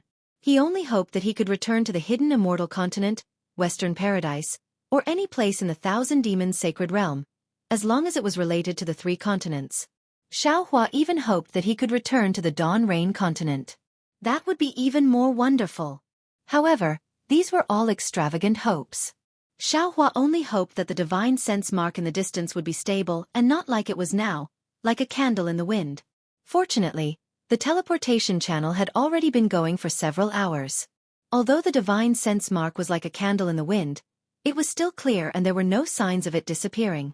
This made Xianxia rather gratified. However, this teleportation channel was really long. It felt even longer than when he went from the heavenly prison to the ruins. Xianxia had never experienced such a long teleportation in his life. When the teleportation channel had already become a habit, Xianxia suddenly had a bad feeling in his heart. This was because the closer the distance, the clearer the divine sense mark should be. However, in Xianxia's soul technique, the divine sense mark of the Great Snow Mountain was always like that, neither far nor near. Even after several hours of teleportation, it was still so far away, like a natural star, forever beautiful but forever untouchable. Just as Xianxia's doubts appeared, the entire teleportation channel suddenly began to tremble. The space around Xianxia released a trembling sound. Xianxia was greatly alarmed. The soul strands on his forehead surged out like a swarm of bees and landed on the transportation channel where the green seal characters were crazily surging. However, before the teleportation passageway could stabilize for a few breaths of time, a strange creaking sound was heard again. It was like a wooden boat being unable to bear the weight of the waves. After that, Xianxia watched helplessly as the teleportation passageway seemed to be stretched by a large hand. Even his own body became flat and slender along with the passageway. Ah! Xianxia tried to call out. His voice was very soft, but it was also extremely long. When Xianxia's figure was distorted by the time, and every part of his body was fluctuating to different degrees, Xianxia understood that he was once again in a turbulent flow of time. Of course, Xianxia wasn't surprised at all by this situation. Furthermore, he wasn't alarmed but happy instead. The existence of the turbulent flow of time made it clear that he wanted to leave the ruins, leave the star field where the ruins were located. In other words, he wanted to leave the upper realm where the primordial spirit was cultivated and return to the hidden immortal continent where he was familiar with cultivating the nascent soul. However, when the four walls of the teleportation channel slowly became transparent, the green seal characters, runes, and even the fluctuations of magic power were slowly erased. Xianxia himself was distorted to the point where he was almost unrecognizable. Perhaps he was just like a light shadow or a fluctuation. Only then did Xianxia start to feel fear. At this moment, his magic power disappeared, his divine sense disappeared, his soul consciousness disappeared, and the soul technique that controlled the teleportation channel disappeared. Even his thoughts were slowly being pulled out. His eyes were pitch black. A deathly stillness that was even quieter than the heavenly prison began to pass through his body and rush into his mind. He couldn't control his own body, and he couldn't control his steps even more. A kind of ignorant terror pervaded Xianxia's heart. He was like a mortal walking alone in a pitch-black mountain in the middle of a pitch-black night. Xianxia was fearful of the unknown things in front of him. What is that? Just when Xianxia was feeling helpless, in the boundless darkness, he saw a hazy brilliance. A ribbon of light appeared in Xianxia's vision. This light knot was very strange. It was like a complete ribbon of light that was cut off. Moreover, it twisted at the place where it was cut off and reconnected again. Above this time knot, rays of light that were as bright as swimming fish flickered and surged. These rays of light didn't need to leave one side of the light knot and could easily flow to the other side. Xiaohua was a little dumbstruck by this sight. Seeing the light knot, Xiaohua's figure suddenly sped up. His distorted figure was even more like a light shadow being cut apart, turning into pieces. Ah! Could it be that I'm still in the teleportation channel? Xiaohua suddenly came to a realization. But in this space-time turbulence, I can no longer see the teleportation channel? Just when Xiaohua came to a realization, he suddenly lowered his head again. He pulled his gaze away from the vision in the distance and looked at his own body. At this time, his body was no longer in shape. It had already turned into pieces of light shadows. These light shadows didn't follow any rules. Moreover, as the teleportation channel sped up, these light shadows were cut again, turning into smaller light shadows. This happened a few times. Before the light knot, Xiaohua's figure was already formed from small particles. Xiaohua suddenly had a flash of inspiration. He recalled the time when he followed fairy Xianxia into the ancestral shrine star in the millions of Meng mountains. At that time, didn't he turn into a particle? Could it be that, by turning into a particle I can fly faster? Could it be that in this star field, only the particle form is the best state to fly? Xiaohua's almost stagnant mind rumbled as he thought of his light escape. Allowing the body to be light is an escape. Light is formless and intangible. How can I allow the body to be light? Since light can shine in this star field, could it be that light is also in the form of particles? Xiaohua seemed to have touched the door of light escape. Unfortunately, he didn't have time to think about it because his figure was really like a lightning bolt, rushing towards the huge light knot. In just a moment, Xiaohua had already arrived in front of the light knot. On the contrary, when he got closer, Xiaohua could no longer see the shape of the light knot. He could only see that the light knot was vast and boundless. On one side of the light knot, there was a tide of light more majestic than the sea surging violently. Every time it moved, there would be endless fluctuations rushing out from the light spot. Xiaohua was very familiar with these fluctuations. They were the fluctuations of time in the heavenly prison.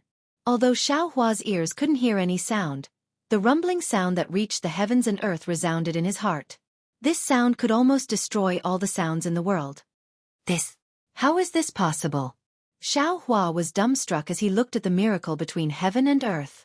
Even in the incomparably mysterious heavenly prison, all he could see was the brilliance produced by the intersection of several different time domains.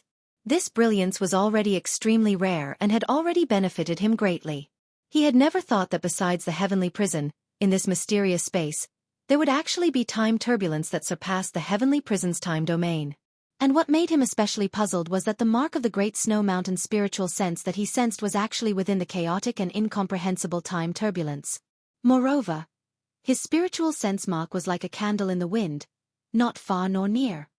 Damn it, it must be the law of time. Xiaohua suddenly understood. Only the law of time can surpass the law of space and allow the spiritual sense mark of the Great Snow Mountain to maintain a constant distance. Could it be that the 3 continents are within the light knot? The 3 continents are actually so mysterious? As Xiaohua pondered, his figure once again rushed into the knot of light. As Xiaohua's speed increased, strange lights and shadows flashed before his eyes like lightning. Within these lights and shadows, there were endless illusions. There were continents, mountains, rivers, and battles of life and death. All kinds of strange and motley things appeared one after another in the lights and shadows. Boom! When Xiaohua crashed into the knot of light, countless voices once again rushed into his mind. Of course, these voices were merely like thunder, and after flashing past, they immediately became silent. Moreover, around Xiaohua's body that had already turned into particles, endless light dots drowned Xiaohua like a tide of light. It was as if only Xiaohua existed in this world at this time. Sensing that every particle on his body was emitting a kind of fluctuation, Xiaohua really wanted to cry but had no tears. He wanted to take this opportunity to comprehend some of the law of time, but the chaotic fluctuations of time made him want to comprehend until he died. Another few moments later, This tide of light produced a small vortex. This vortex gradually condensed into a flow of time as Xianxia went deeper, wantonly flowing in the light knot. The three continents. Seeing an indistinct continent that seemed to be formed by countless illusions superimposed together in the flow of time, Xianxia cried out in alarm. It must be. Otherwise, how could this Zhao's divine sense mark appear on it? However, in just a moment, Xianxia wanted to cry but had no tears. His thoughts were as slow as a crawling snail. Damn it, with such a chaotic flow of time, even if this Xiao returned to the Great Snow Mountain, then who knows when in the hidden immortal continent? Maybe 1,000,000 years ago, maybe 1,000,000 years later. What's the point of this Xiao going back to the hidden immortal continent like this? Unfortunately, even if Xianxia didn't want to go back, his body that had almost turned into a light shadow still quickly crashed into the continent. Just as he approached one of the illusions on the continent, suddenly, his body of 13,200 particles slightly shook, and the transmission array that had disappeared in the flow of time suddenly reappeared. As if it had bumped into something, it suddenly became unstable. Moreover, just as his body was trembling, a vague image of light and shadow appeared amidst the myriad of light and shadow.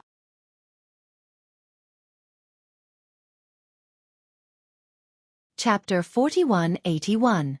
In this light, a tall and thin figure appeared. At this moment, this figure was lying helplessly, as if he had already fainted. On the left side of this figure, there was a black puppy and a yellow marten. What made Xianxia especially shocked was that this tall and thin figure's right hand was tightly gripping a sword embryo that he was familiar with. Before Xianxia could see clearly, the light and shadow shook again, and an indescribable ripple extended behind this figure. It was similar to the ripples of Xianxia's transmission channel. If nothing unexpected happened, Xianxia's transmission channel should have collided with the transmission channel that this figure was in, causing an abnormality to occur. The light and shadow shook once, and then the light and shadow disappeared, as if the entire light and shadow had fallen into the forward ripple. The brilliance of the grand cosmos shifting token in Xianxia's hand shook again, smoothing out the somewhat collapsed transmission channel. As a result, the light and shadow of the transmission channel that Xianxia was in also immediately disappeared into the torrent of time. Xianxia was dumbstruck like a wooden chicken. His already slow mind could no longer keep up with what he had just seen. Although it was just a glance and he didn't see anything clearly, he could clearly feel that the figure was so familiar. The little dog and the little marten were also familiar, and there was also that sword embryo. However, he didn't have time to think too much. Another kind of fear arose in his heart. Soul Cultivator Xiaohua's voice shouted in his physical body. Not good. The divine sense mark has disappeared. Xiaohua was shocked. That's right, the divine sense mark that had been faintly discernible before had completely disappeared now. He couldn't sense it at all. It was as if the divine sense mark didn't exist at all. This situation was exactly the same as when Xiaohua had mistakenly entered the ruins. What should we do? Soul Cultivator Xiaohua was somewhat at a loss. Xiaohua's eyes narrowed slightly. Looking at the endless illusory continent in front of him, he made a prompt decision and said, "Forget it. We're in the turbulent flow of time, so we're doomed. We can only survive by entering the three continents. Use the going south, going north, going south, going south, going north, going south." All right. Hearing this, the Soul Cultivator Xiaohua hurriedly urged his Soul Warrior to activate. Thousands of green seal words flew out and disappeared into the flow of time. But as the green seal words disappeared, Xiaohua's portal continued to move closer to the continent. Mountain ranges and villas could be seen clearly in front of him. Suddenly, an indescribable barrier appeared in front of Xiaohua, preventing him from entering the portal. What's going on? Xiaohua was about to cry. How come the three continents don't recognize me? This Xiao has only been away for a few days. Calm down, fellow Taoist, Xiaohua said. We'll try again. Although he was a bit flustered, he forced himself to remain calm. Yes. Clenching his teeth, Xiaohua's soul tendrils flew out from his forehead and surged into the barrier in an attempt to break through. Unfortunately, he didn't know what this barrier was, but it was incomparably tough. No matter how hard Xiaohua tried, he couldn't break through it. Xiaohua could only watch as the continent flashed past his eyes like lightning. Motherfucker. I don't believe this. Xiao Hua slapped his forehead and opened his illusion breaker Dharma eye. A round of silver-white pupils appeared, and before the silver-white beam of light could shoot out, the incomparably tough barrier suddenly disappeared. Xiao Hua's figure flashed in the light and disappeared into the light and shadow of the continent. However, at this moment, the entire world where Xiao Hua was located just happened to turn from one side of the boundless light knot to the other, and the light tide that was rushing up started to fall down like a waterfall on the other side. Just a moment later, another shadow appeared within the light tide. The unconscious figures of Sakura, Yu Mingxin, Yang Haoya, and Huan Wuxin appeared again. At this moment, the demonic horn on Sakura's forehead emitted an extremely dim fluctuation. This fluctuation protected the three of them. When the fluctuation dissipated, the three of them also crashed into one of the shadows on the continent. Seeing that he had crashed into a continent's light, Xiao Hua's heart was suddenly in suspense. And at this time his eyes swayed. The feeling of dizziness that he hadn't felt for a long time actually appeared. The entire continent was spinning in front of his eyes. Xiao Hua was shocked. Because the divine sense mark of the snowy mountain had disappeared, his transfer array didn't have a specific location. If he spun like this, he was afraid that he would fall into the same place as the heavenly prison. At that time, he really wanted to cry but had no tears. Xiao Hua hurriedly urged his soul technique. Fortunately, his soul tendrils were like his trembling heart. While protecting Xiao Hua, they also extended towards the continent. But after a few breaths, the spinning stopped and all the light disappeared. The familiar transfer array appeared in front of Xiao Hua's eyes again. This transfer array was shaking rapidly, as if it was about to collapse. Moreover, in this passage, there were still some faint fragments of time flowing faintly. Good. Seeing the transfer array appear in front of his eyes, Xiao Hua understood that he had already come out from the chaotic flow of time. Right now, he was about to land on the snowy mountain. Unfortunately, it was still too early for Xiao Hua to be happy. Before he could even clap his hands, a loud rumbling sound resounded by Xiao Hua's ears. A teleportation force that could flatten a mountain was similarly transmitted from the teleportation passageway. Not only was the teleportation passageway extremely deflated, even the brilliance of the Grand Universe teleportation token shattered with a "pu" sound. Not good. Xiao Hua hurriedly slapped his head. Boom!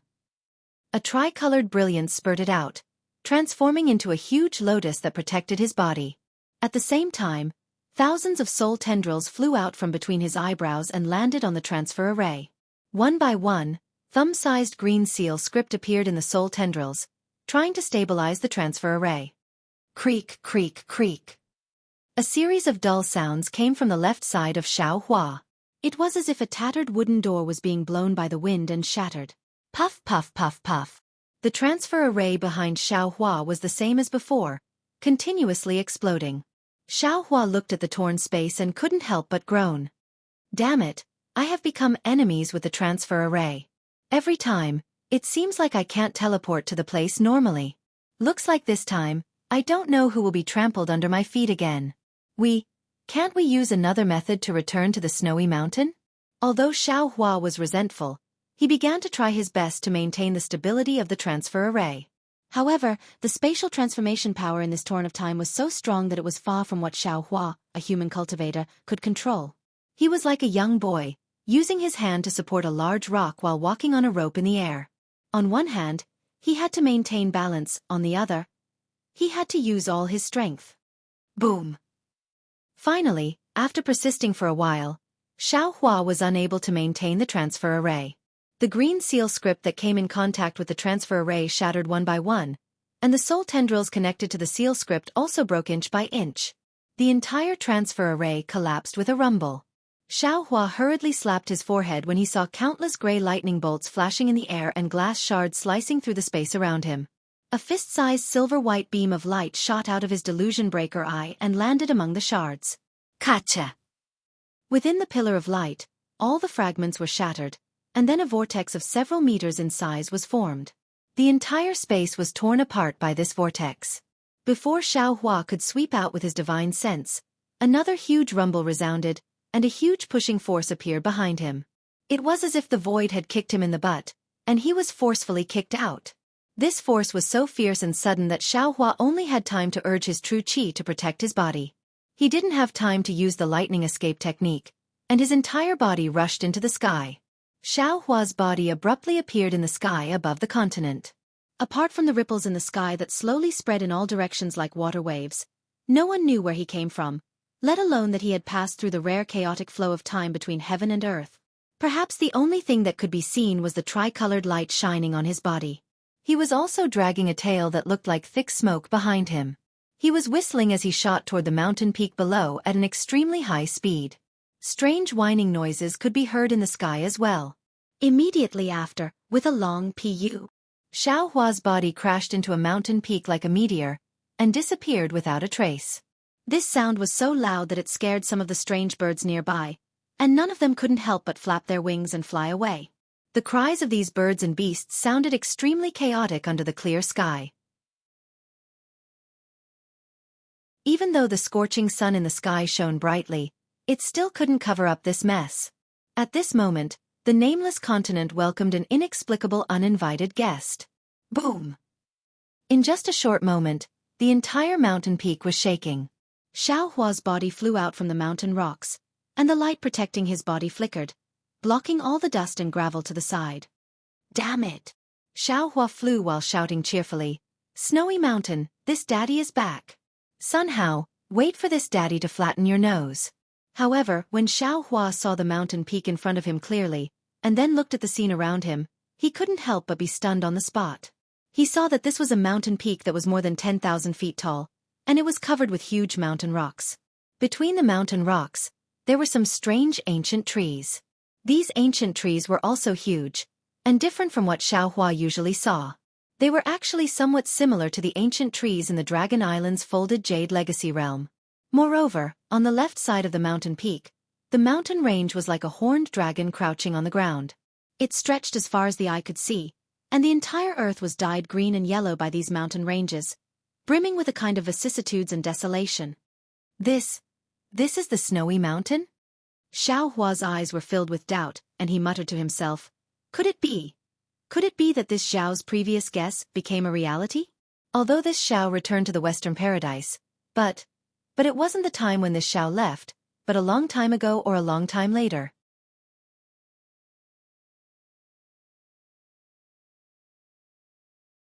Chapter 4182. Thinking of this, Xiaohua's heart moved, and he hurriedly looked at the sky. It was noon, and a white sun was hanging there. It was not the three suns of the ruins. Fortunately. Seeing this scene, Xiaohua sighed in relief and thought to himself, no matter what, I've returned to the three continents. I've left the ruins and escaped from the great desolate starstorm. Who cares what time it is in the three continents? As he thought about this, Xiaohua released his divine perception to explore the surroundings again. However, as he looked around, he frowned again. This was because the surroundings of this mountain were completely different from the Great Snow Mountain in his impression. Even the mountain itself was different from the Great Snow Mountain. Even within 10,000 li, there was no mountain similar to the Great Snow Mountain. Perhaps, the world has changed, and the Great Snow Mountain of the past is too far away, and the Great Snow Mountain has not formed yet? Xiaohua comforted himself. Then, Xiaohua urged his body, preparing to teleport to the left to continue exploring. However, just as his body swayed, he stopped again. He looked at the surroundings in disbelief, but he saw that the heaven and earth origin qi was extremely rich, more abundant than any heavenly abode that Xiaohua had seen before.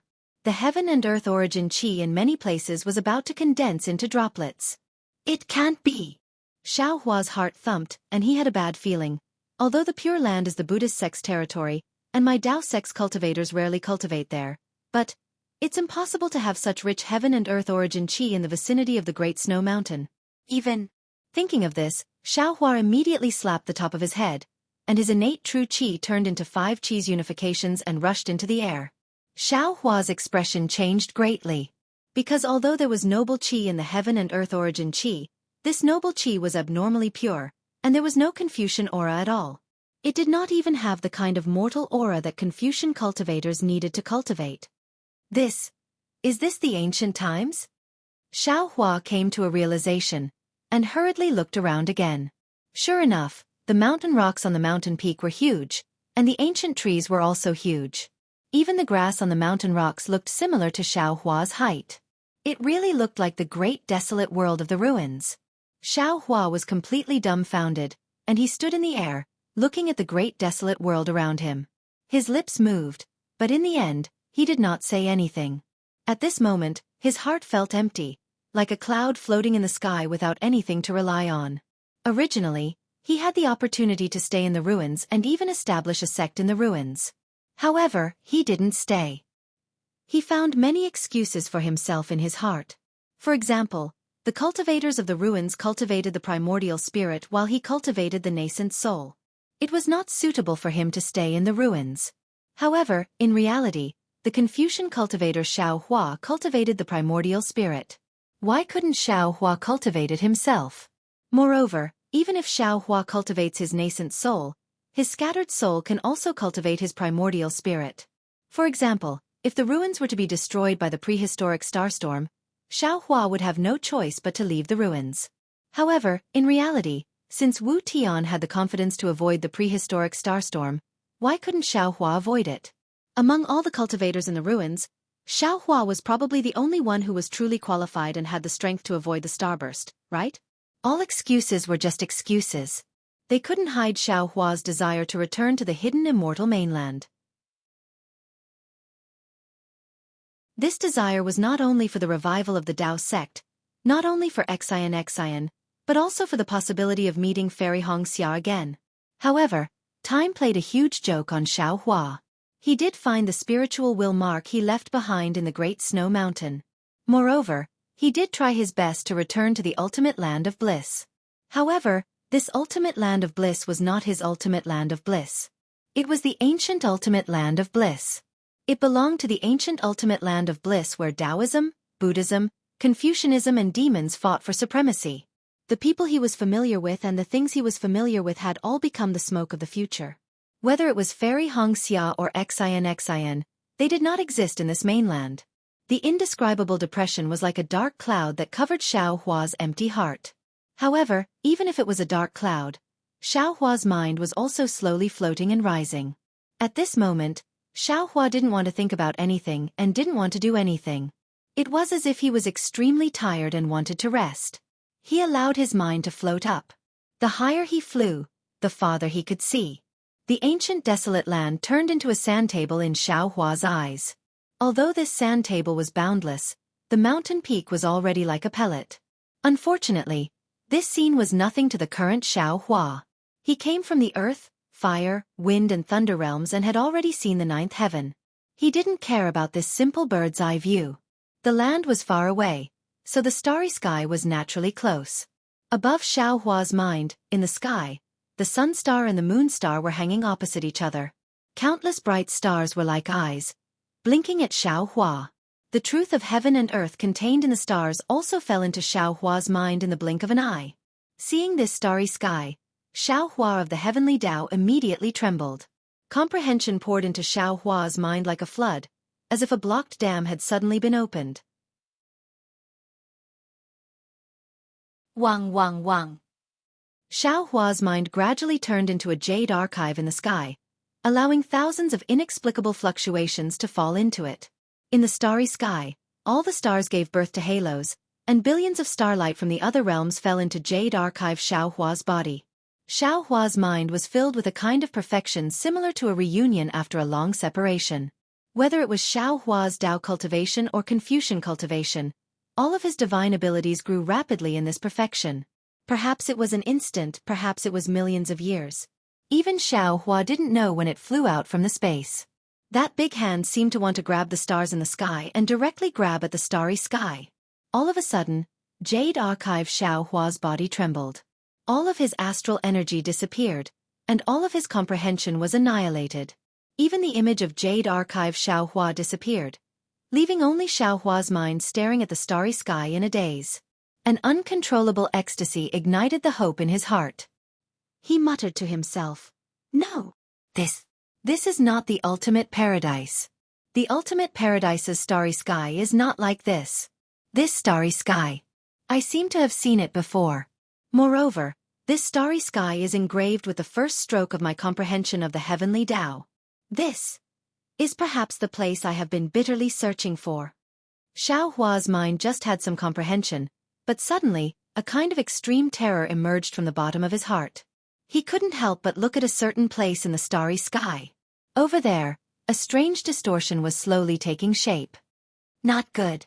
Xiao Hua's mind was startled, and he immediately fell from the sky into his body. Xiao Hua narrowed his eyes and looked at the starry sky that was already gone, and he secretly shouted, "Could it be? There is an enemy that can kill this Xiao? Did that enemy just happen to pass by, or did he follow me here? Could it be a demon lord from the demon realm?" Thinking of this, Xiao Hua didn't dare to be negligent, and he hurriedly invited the green-robed Xiao Hua out of the space. Without waiting for the green-robed Xiao Hua to see the situation clearly, he immediately asked, "Green-robed fellow Taoist, I want to ask you, can other people use the teleportation array that you and I set up in the ruins?" The green-robed Xiao Hua was startled, and then he sensed the panic and doubt in Xiao Hua's heart, and he hurriedly replied, "Let me tell you, fellow Taoist, that teleportation array is activated by a soul technique, and it can only be used when combined with the way south opposite north technique, and it doesn't require primordial stones.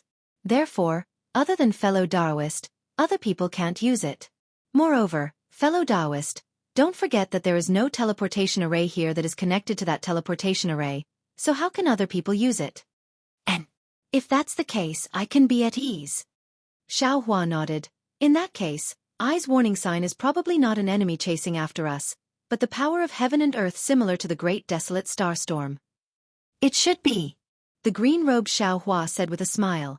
"If this is the great desolate star and not the ancient ultimate paradise, then it means that we are still in the upper realm.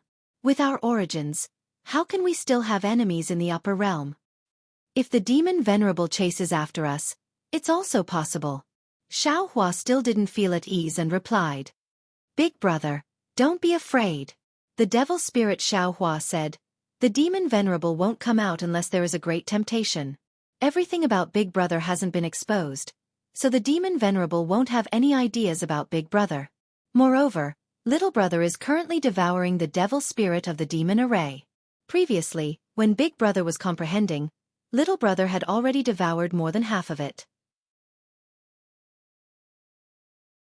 After devouring for another 100 years, Little Brother will also be able to surpass the Demon Emperor, and at that time, maybe I can also become a Demon Venerable. 100 years. Xiao Hua smiled bitterly.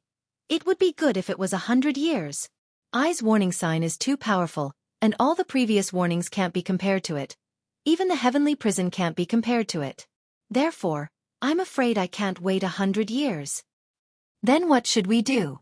The devil spirit Xiao Hua was somewhat dumbfounded. I is very familiar with the starry sky of this place, and it's different from the Western paradise. Perhaps I also stayed here before I was stranded in the Dawn Rain continent. Xiao Hua said in a low voice, "It's also because I cultivated here that this place has the divine sense mark that I left behind. So, the divine sense mark that I sensed in the ruins was here, and not the Great Snow Mountain. Even I suspect that the divine sense mark that I sensed in the heavenly prison was also here." "Yes, it must be so," the soul cultivator Xiao Hua also said. "Otherwise, fellow Taoist wouldn't feel that the divine sense mark is somewhat unfamiliar. If that's the case, we can use the soul cultivation technique again to sense the divine sense mark of the Great Snow Mountain, and then teleport back from here," Xiao Hua said with slight hesitation. As soon as he said that, the green-robed Xiao Hua shook his head slightly again and said, "Fellow Taoist, I think you already have some awareness in your heart. Things may not be as simple as you say. From here or from the ruins. It's not a simple teleportation array that can reach the Western paradise." Alas! Xiao Hua sighed and frowned. Fellow Taoist is right. The 3 continents are the lower realm, and the ruins are the upper realm. If there's no accident, this place should be an upper realm similar to the ruins. A simple teleportation array can't break the barrier between the 2 realms and teleport us back. The heavenly prison on the hidden immortal continent, if I guess correctly, should be a spatial crack in the upper realm. Because this crack belongs to the upper realm, it's filled with time fragments, and no cultivator from the 3 continents can survive inside.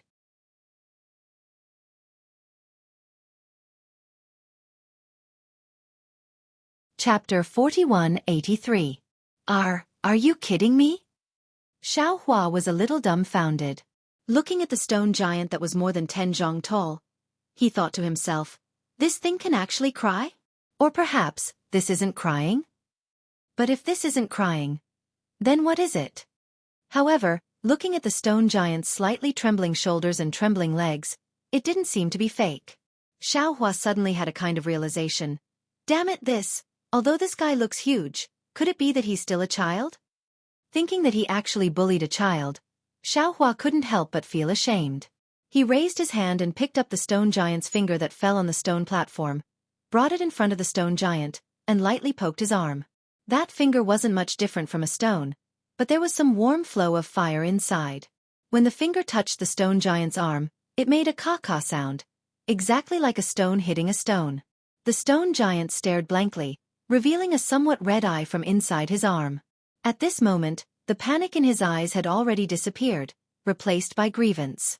Moreover, seeing his broken finger, the stone giant once again burst into tears, no different from an injured child. Ai, it really is a child. Xiao Hua sighed. He waved his hand, and the broken finger once again poked the stone giant. Only then did the stone giant slightly listen to the crying. He curiously looked at Xiao Hua and reached out to take it. Then, the stone giant saw that Xiao Hua's expression was very kind and didn't have any evil intentions. Then, he looked at the empty space under Xiao Hua's feet. Although there were tears in his eyes, he still opened his mouth, pointed at Xiao Hua's feet, and cried, Then. Xiao Hua of course didn't understand what he was saying. He only shook his head and said, Little guy, could it be that you don't know how to speak? Then. The stone giant still said the same 2 words. Presumably, these 2 words were all he could say. I guess he hasn't grown up yet, so he doesn't know how to speak. Xiao Hua bitterly smiled. Not to mention that he doesn't understand what I'm saying. After thinking for a moment, Xiao Hua asked again, Little guy, where are you from? I'll bring you back, okay? Then. The stone giant didn't say anything else. Xiao Hua was somewhat helpless. He thought for a moment and took out a few fire attribute top-grade primeval stones from his bosom. However, when he handed them over to the stone giant, Xiao Hua was careful and changed these top-grade primeval stones into low-grade primeval stones. Sure enough, when the stone giant saw these yuan stones, he was extremely happy. He hurriedly extended his arm to ask Xiao Hua for them. After he placed the yuan stones into his mouth and chewed them with crunching sounds, his large mouth opened and a smile appeared. However, this smile was reflected in the hot magma at the corner of his eyes, making it appear somewhat strange. Then. After the stone giant finished eating the primordial stone, it seemed as if it still wanted more. It raised its hand and asked for more. It was completely like a child who had seen snacks in the secular world. Xiao Hua smiled as he shook his head, placing several origin stones into his hand. At this moment, a faint sound came from the distant mountain valley. Although this sound was very soft, it traveled extremely far due to the mountain wind. Hearing this sound, the stone giant's face tensed up and he hurriedly looked up at the sky. At this moment, the sun had already set and the moon had yet to rise. The bright stars in the sky were already hanging in the night sky. Seeing that it was late, the stone giant couldn't help but panic. When he stood up, he hesitated for a moment. The fingers on his left hand were broken and he had just fallen down, so he seemed to have some lingering fear. Moreover, the night was shrouded and the entire mountain peak couldn't be seen clearly. The stone giant didn't dare to rashly go down. Then.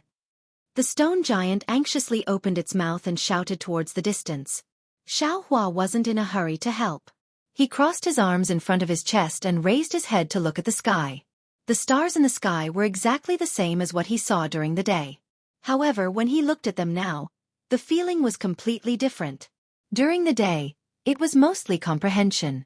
During the night, it was mostly warmth and memories. It was a somewhat distant warmth and feelings. In addition, when he saw the childish actions of the stone giant, the weakness in Xiao Hua's heart was immediately touched. It was as if the entire starry sky was his home. His unfamiliarity with this continent was instantly reduced by more than half. This place must have a close relationship with this Xiao. Xiaohua narrowed his eyes and let the night wind blow his Taoist robe up. He wantonly enjoyed this kind of warmth. He let the gradually rising moonlight sprinkle on his body like water. It was just like that night when it sprinkled on the small house in the mountain village. Then. A hurried call woke Xiaohua up. This voice was filled with anxiety and concern. Xiaohua, who was feeling emotional, immediately heard it. Although it was only 2 words, it was overflowing with affection. Xiaohua didn't know whether to laugh or cry. He seemed to have understood something. Could it be? This stone giant's family can only say 2 words? Then.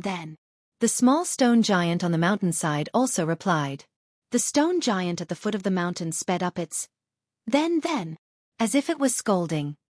Then. The small stone giant replied a few times, feeling wronged. It sat down again and stuck its head out to look at the darkness at the foot of the mountain. After a long time, a stone giant that was several times larger than the small stone giant carefully climbed from the darkness at the foot of the mountain to the stone wall illuminated by the moonlight.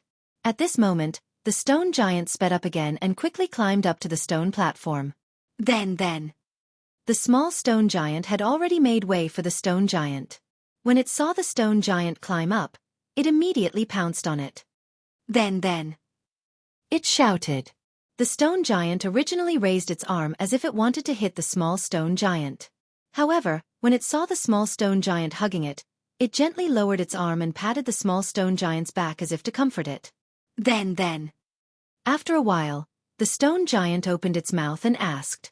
The small stone giant stuck its head out of the stone giant's chest and pointed at the high mountain cave. It explained again. Then. In the distance, Xiaohua really didn't understand. Why did these 2 words contain so much information? Then. The stone giant was obviously worried about its child and hid in the cave. When it saw the small stone giant's left hand missing a finger, its expression changed greatly and it interrupted the small stone giant's words. The small stone giant took out its broken finger and pointed at Xiaohua, who was not far away. It shouted, Then. When the stone giant heard this, it turned pale with fright and hurriedly looked at Xiaohua. Then, without any hesitation, it put the small stone giant behind it and shouted, Then. This time the stone giant's voice was hurried and carried a hint of threat. Xiaohua immediately understood the meaning of these words. Seeing the fire in the stone giant's eyes, Xiaohua smiled faintly. His figure floated a few feet away and looked at the stone giant indifferently. Then. The small stone giant behind the stone giant said a few words in a low voice. The stone giant also asked a few words. Then. Then, it slowly relaxed its guard. It actually put its palms together and respectfully bowed to Xiaohua to thank him. Seeing the stone giant's very standard Buddhist gesture, Xiaohua was dumbfounded again. He couldn't help but ask, Sir, on this continent, is there a Buddhist sect? Then. The stone giant obviously didn't understand what he was saying and still used 2 words to reply. Sigh, forget it. Xiaohua was helpless and didn't answer. Then, the small stone giant took out the fire element primordial stone and showed it to the stone giant.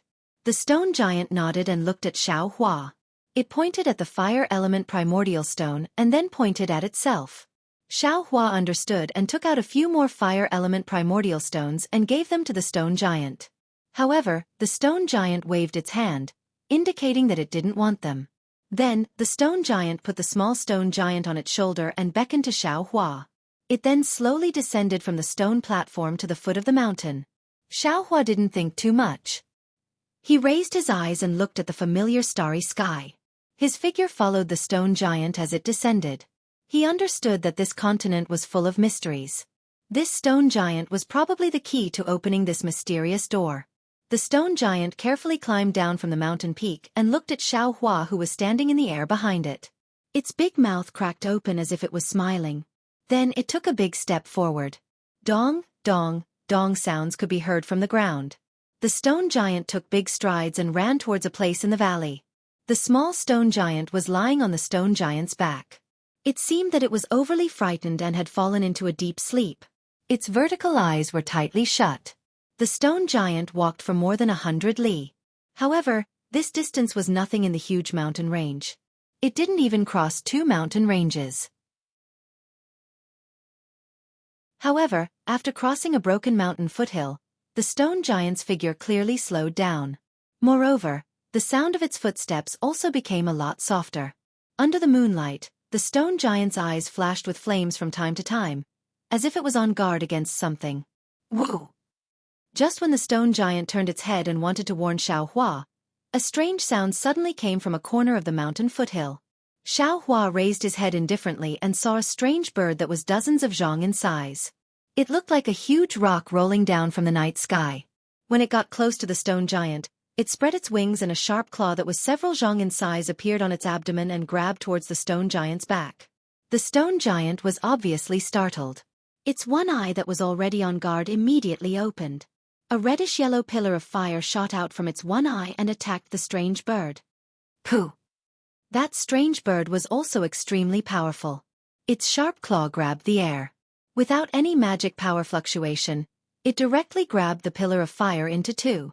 Moreover, when the strange bird flapped its wings, pitch-black water droplets fell from its wings like rain. Pa pa! They fell on the stone giant and the small stone giant. Zzz, zzz, zzz. The pitch-black water droplets fell on the two stone giants' bodies and immediately emitted a corrosive sound. It was like cold water falling on hot oil.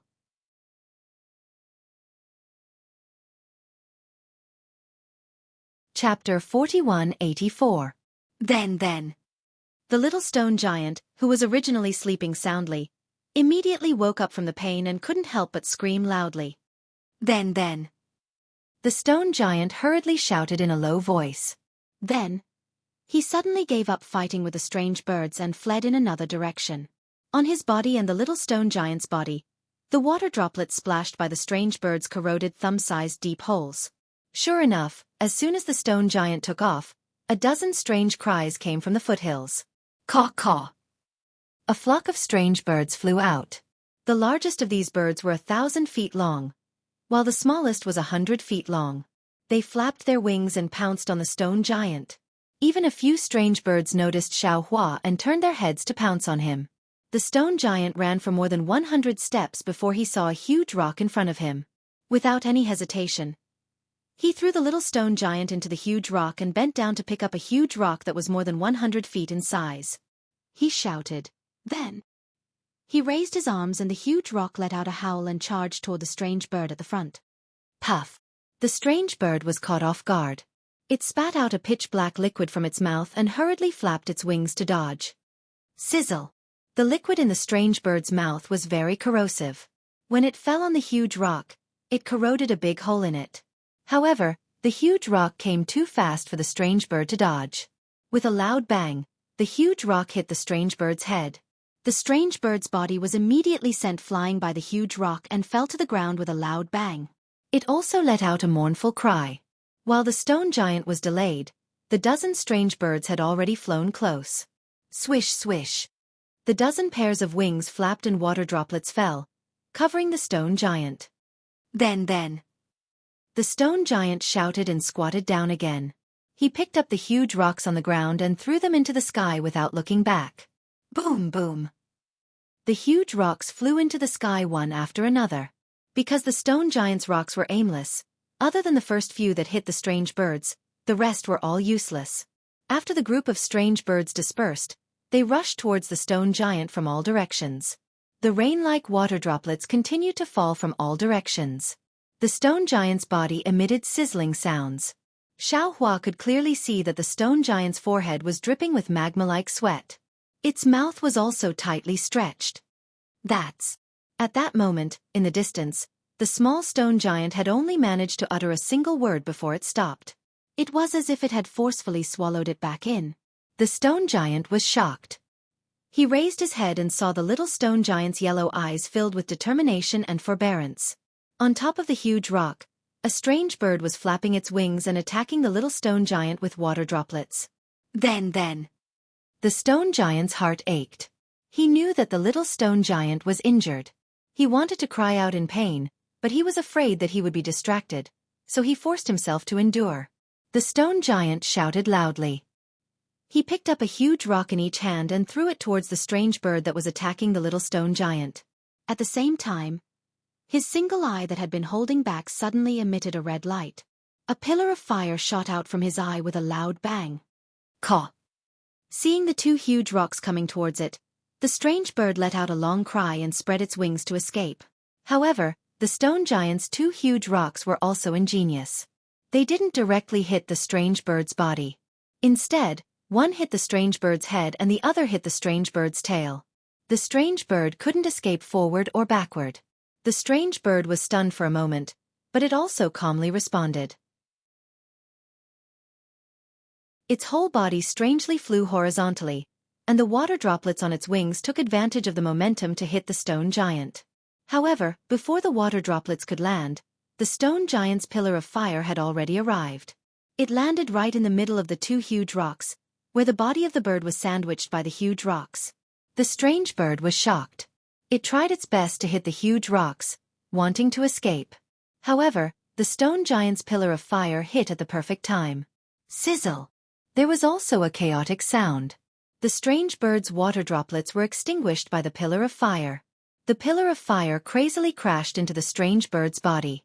Not only did it ignite the strange bird's feathers, but it also pierced through the strange bird's body. The strange bird only had time to let out a low cry before its entire body turned into a fireball and fell to the ground. Then. After killing the strange bird, the stone giant didn't dare to be negligent. Its body agilely pounced on the small stone giant. Looking at the strange birds behind the stone giant, they were still orderly before. However, when they saw the stone giant's pillar of fire and the strange bird's fireball hit, they all went crazy. They flapped their wings crazily and pounced on the two stone giants. Woo woo woo woo. The stone giant landed beside the small stone giant and hugged it. Immediately after, a yellow halo appeared around its body. Then, as the stone giant fled to the side of the foothill, the 3 fingers on its right arm moved rapidly. Stones that weren't particularly large were driven by the stone giant and flew into the air. The strength of these stones wasn't as great as before, but there were many of them. The stone giant's goal was obviously to disrupt and not kill. Sure enough, the strange birds were very afraid of these stones. They scattered in all directions, giving the stone giant time to escape. However, the stone giant's running speed was far slower than that of the strange birds. In just half the time it took to eat a meal, the stone giant was forced to a stone wall by the strange birds. Seeing dozens of strange birds fiercely pouncing on it, some of them even spitting out pitch-black liquid from their mouths, the stone giant looked up to the sky and shouted, Then! His voice was very miserable. Then, after spitting out another pillar of fire from its eyes, the stone giant turned around and covered the small stone giant under its body, exposing its back to the strange birds. Under the moonlight, the stone giant's back revealed small spots. Boom! The stone giant's pillar of fire shot out and hit a strange bird. At the same time that strange bird turned into a fireball, another loud sound rang out. A curtain of fire that was nearly 100 times larger than the fireball appeared out of thin air. Although it didn't engulf all the strange birds, it still blocked the 2 stone giants behind the curtain of fire. On the other side of the curtain of fire, Xianxia stood in midair as if he was thinking about something. Jie. The strange bird seemed unwilling to give up. They all pounced on the curtain of fire. Whether it was their wings or their beaks, they spat out a lot of pitch-black liquid. Some of the larger strange birds even fanned out some wind blades. Unfortunately, how could these strange birds' attacks break through the curtain of fire that Xianxia casually set up? After a moment, these strange birds saw that their attacks had no effect, so they tactfully flew away. Xianxia withdrew the curtain of fire and still stood in midair with a smile on his face. His gaze was also gentle as he watched the stone giant use its body to block the small stone giant. It seemed that this side of family made the evil aura that had infected him from the Taoist Devil War disappear a lot. Seeing that the strange birds didn't attack, the stone giant also turned its head and looked at the night sky with some astonishment. The small stone giant even peeked out its single eye from the side of the stone giant's body to peek. Seeing that not a single strange bird was left in the night sky, the small stone giant couldn't help but whisper, Then. The stone giant raised its body and proudly patted its chest a few times, as if it was showing off. Then, the stone giant grabbed the small stone giant's body and jumped out of the stone wall, then fled forward. However, after fleeing for another 100 zhong, the stone giant seemed to think of something. It patted its head and turned its head to look for Xiaohua. This old man is here. Xiaohua hurriedly flew over and raised his hand to greet the stone giant. Then. The stone giant patted its chest and pointed at Xiaohua again. Then, it pointed into the distance and beckoned Xiaohua to quickly follow it. Xiaohua faintly smiled, nodded slightly, and followed behind the stone giant. However, after walking for a few li, the stone giant became careful again and lightened its footsteps. Xiaohua frowned and released his divine sense. However, he could only see for a few li. GG. A soft roar like that of a mouse came from not far away. Although the sound was soft, it immediately made the stone giant tremble. Previously, it didn't fear the strange birds at all, but now, it was actually standing there and looking pitifully into the distance. In the dark night, a ball of golden brilliance that was only a few feet in size quickly rushed over. Inside the brilliance was a small child wearing armor and holding a weapon that looked like a spear in his hand. Damn it! A group of demons dancing wildly. Xiaohua glanced around and withdrew his divine sense. He smiled and said, "During the day, I used my divine sense to see tens of thousands of li and didn't see anything. However, at night, everything comes out." Then. The small stone giant also saw the small golden armored person and couldn't help but cry out. Suddenly, it looked at Xiaohua and pointed at him with all its strength, as if it was worried about Xiaohua. Just as Xiaohua was about to speak, a ray of light suddenly appeared in the distant horizon. This ray of light was seven-colored and formed a jade necklace in the night sky. Under this seven-colored light, even the moonlight high up in the sky lost its splendor. What was special was that after the ray of light, several roars came from all over the continent. Waves of desolate power surged out in all directions like a surging tide. Within this power, there was a vague shadow that crossed the restless night and flew towards the ray of light. This desolate power was so ferocious that although it rushed to where Xiaohua was, whether it was the small golden armored person or the stone giant, they both prostrated themselves on the ground and trembled in fear. A desolate powerhouse? Facing this nameless power, Xiaohua was also shocked. While urging his secret technique to resist, he narrowed his eyes and looked at the ray of light. He didn't dare to rashly release his divine sense and thought to himself, "What is this ray of light?"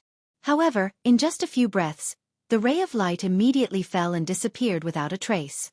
Only the nameless power annihilated Xiaohua's surroundings. Xiaohua's figure flickered and instantly disappeared. However, after a while, Xiaohua reappeared not far away. He looked at the two stone giants lying on the ground and then looked at the small golden armored person not far away.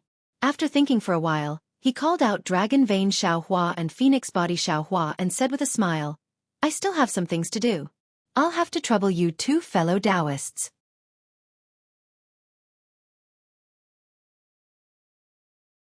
Chapter 4185. Fellow Taoist, you're really interesting. The Dragon Vein Xiaohua said with a smile, "That place is obviously a secret treasure, and it might even contain the secrets of this continent. Fellow Taoist, you didn't personally explore it, but instead stayed here to protect two stone giants that you don't know. Fellow Taoist's actions really make I puzzled." Phoenix Body Xiaohua was also puzzled. Fellow Taoist, even if you want to protect two stones that aren't human, you only need to throw the golden armored little person far away. Why do you have to stay here? Xiaohua's originally curved phoenix eyes were now curved like crescent moons. He said with a smile, "Although you two have already become independent adults, you still don't have the emotions of a true cultivator. The affection of these stone giants is really touching. If I don't send these two stone giants back to their home, I won't be able to rest assured. Moreover, to tell you the truth, I have a feeling that the karma of these two stone giants is more important than the secret treasure in the distance." Dragon Vein Xiaohua and Phoenix Body Xiaohua naturally didn't have Xiaohua's karma. They both smiled at each other and flew towards the place where the multicolored light disappeared. Xiaohua was still standing in the air, quietly waiting. After the time it took to eat a meal, the aura that suppressed everything gradually disappeared. The golden armored little person was the first to get up from the ground. However, when the little person looked at the two stone giants on the ground, he didn't have any thoughts of attacking. He shrunk his neck and looked around, then turned around and ran away. Then. The golden armored little person left. Only then did the stone giant straighten up. He awkwardly got up and ran in another direction. Only after running for a while did he remember Xiao Hua. He turned his head again and waved at Xiao Hua. Perhaps because of the change just now, they didn't encounter any special beasts in the next few mountain ridges. Looking at the vermilion mountain ridges in front of him and the hot air in front of him, Xiao Hua understood that this was probably the stone giant's home. Previously, when Xiao Hua looked down from high up in the sky, he didn't feel that it was too far away. However, when he really ran all the way with the stone giant, he realized the true distance. Then Xiao Hua turned his head to look. Sure enough, the mountain peak that he had fallen from earlier just happened to be exposed in the distant mountain ridge. He reckoned that the little stone giant had seen something strange nearby, and ran so far away alone to look for something. Then, the stone giant led Xiao Hua into the mountain ridge and circled around to the side of a huge boulder. He pointed at the boulder and pointed at it a few times before turning around and leaving. When Xiao Hua heard the stone giant say so many then, he finally understood the meaning of these two words. He smiled and calmly stood there. Xiao Hua released his divine sense and watched as the stone giant tiptoed around a few times, crossing over a dozen large stones. It even turned around to check if Xiao Hua was following. Xiao Hua couldn't help but laugh in his heart. Because right in front of the stone giant's head, there was a large amount of magma exposed on the ground. If Xiao Hua didn't know that the stone giant had magma inside its body, then it would be fine. But since he knew, how could he not know that the stone giant's cave was inside the magma? Sure enough, when the stone giant walked to the magma, the little stone giant jumped down from his body and happily jumped into the magma. The stone giant also walked to the magma and slowly submerged his body in the magma. When the stone giant's figure disappeared, Xiao Hua's divine sense swept over the magma and then withdrew it. Xiao Hua had also seen the magma before, but he didn't look into its depths. Naturally, he didn't know that there was a world inside the magma. After the time it took to eat a meal, the stone giant came out of the magma. Large drops of magma flowed on the surface of his body.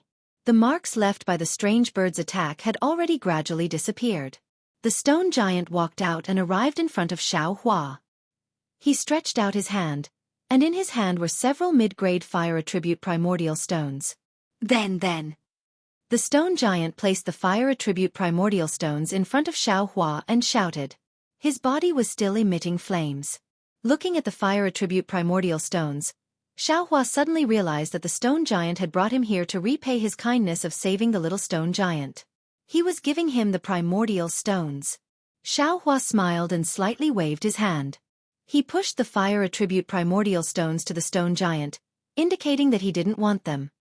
Then, the stone giant was somewhat puzzled. He scratched his head and pushed the primordial stones in front of Xiao Hua again. Xiao Hua thought for a moment and took out a few top-grade primordial stones from his bosom. He spread them on his palm and showed them to the stone giant. Then, the stone giant saw the top-grade primordial stones in Xiao Hua's hand and immediately exclaimed. He stretched out his hand to grab the primordial stones, but his hand stopped in front of the primordial stones. Even the magma on his arm dripped onto Xiao Hua's hand. The stone giant obviously didn't notice that the magma on Xiao Hua's hand didn't cause any movement. He hurriedly waved his hand and pointed at the boulder where Xiao Hua was. Then, he said a few more times and hurriedly turned around. Xiao Hua was somewhat puzzled. He looked at the fire attribute primordial stones in his hand and rubbed his chin as he looked at the magma flowing from the stone giant's body.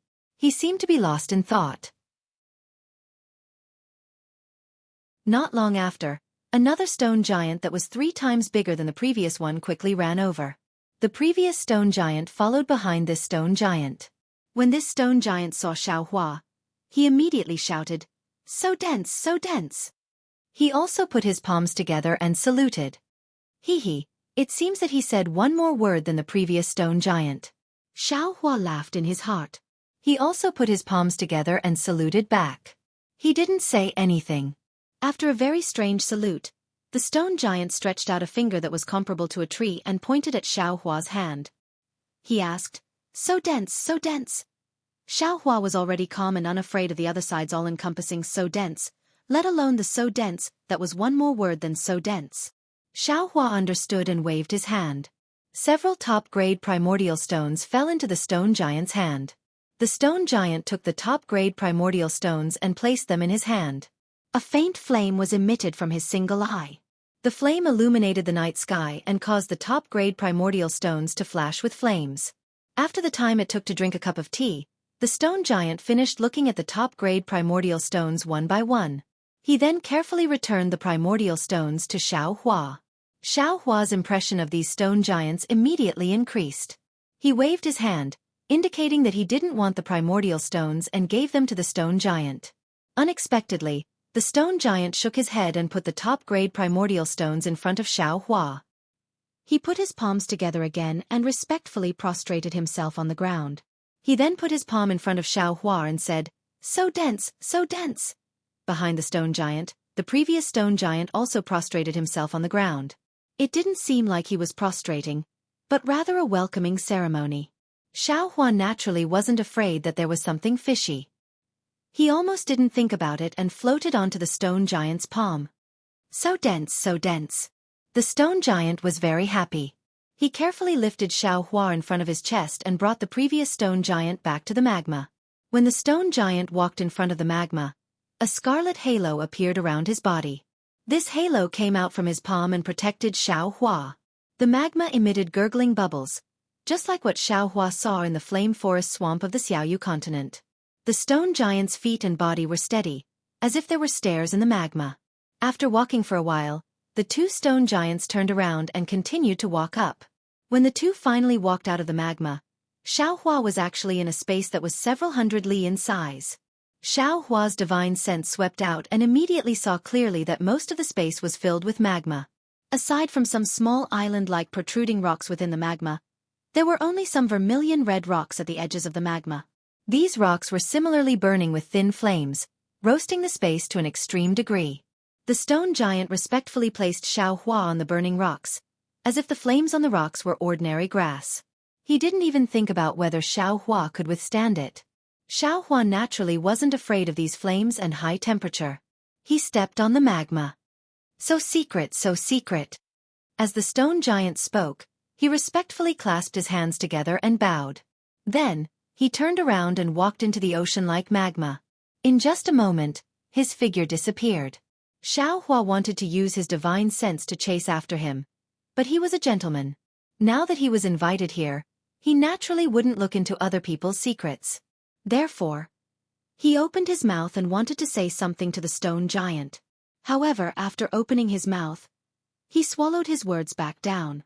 Xianxia really couldn't stand the stone giant's omnipotent, so. At this moment, a hoarse and weak voice came from the magma lake in the distance.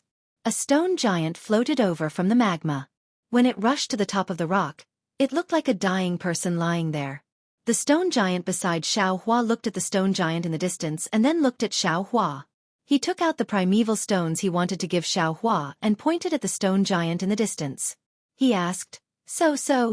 Xianxia was quite puzzled. He was confused, but he still nodded. The stone giant was very happy and rushed towards the stone giant's location. Xianxia's heart was moved, and his figure fluttered as he followed the stone giant. The stone giant came to the side of the stone giant and put several primeval stones into the stone giant's mouth. Crunch, crunch. The stone giant greedily chewed the primeval stones, just like a mortal who saw food. After a while, a scarlet halo appeared around the stone giant's body. Then, the stone giant was brimming with energy. He raised his hand and hammered the shoulder of the stone giant beside Xianxia a few times. He seemed to be calling out gratefully, then. So. The stone giant smiled and replied. It also hammered the shoulder of the stone giant. Looking at the stone giant that ate the primeval stones and then entered the magma lake, Xianxia somewhat understood. The fire primeval stones should be the stone giant's food. The stone giant just now was probably hungry.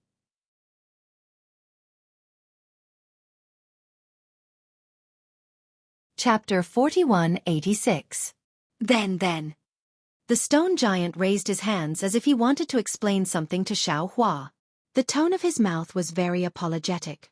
He should be apologizing for giving the primordial stones that were originally meant for Xianxia to another stone giant. Xianxia laughed. He didn't dare to ask whether the stone giant understood him or not. He laughed and said, "Saving your son was as easy as lifting a finger. In addition, it was me who scared him into falling. It doesn't matter if you give me the primordial stones or not." Then. Of course, the stone giant didn't understand what Xiaohua was saying. However, he still laughed happily. His big mouth split open to both sides of his head. The stone giant accompanied Xiaohua at the side of the magma. After half a meal's time, he didn't see the stone giant come back. Xiaohua took a breath of extremely pure fire attributed primordial energy of heaven and earth. He felt very comfortable. No matter where in this world, it was the dream of cultivators to cultivate. It was no wonder that there were so many almighty people in the ancient times. Then. Another voice sounded. The little stone giant that Xiaohua saved also walked out of the magma. Looking at Xiaohua beside the stone giant, he timidly walked over and whispered. The stone giant slightly shook his head. He said with difficulty, Then. Then he pointed at the magma, hinting the little stone giant to go back. The little stone giant pitifully walked 2 steps. He turned his head again and looked at the stone giant, unwilling to move. Then. The stone giant seemed to be angry. He raised his hand and clenched 3 fingers together to threaten the little stone giant. The little stone giant was helpless. He could only walk back to the magma. However, after he entered the magma, he turned his head and looked at Xiaohua. Xiaohua's heart moved. He quickly raised his hand and took out a low-grade primordial stone. He said with a smile, "Little guy, do you want this thing?" Then. The little stone giant immediately cheered. He jumped out of the magma and quickly rushed in front of Xiaohua. He snatched the low-grade primordial stone and stuffed it into his mouth. The stone giant beside Xiaohua seemed to be a little embarrassed. He lowered his head and didn't express his intention.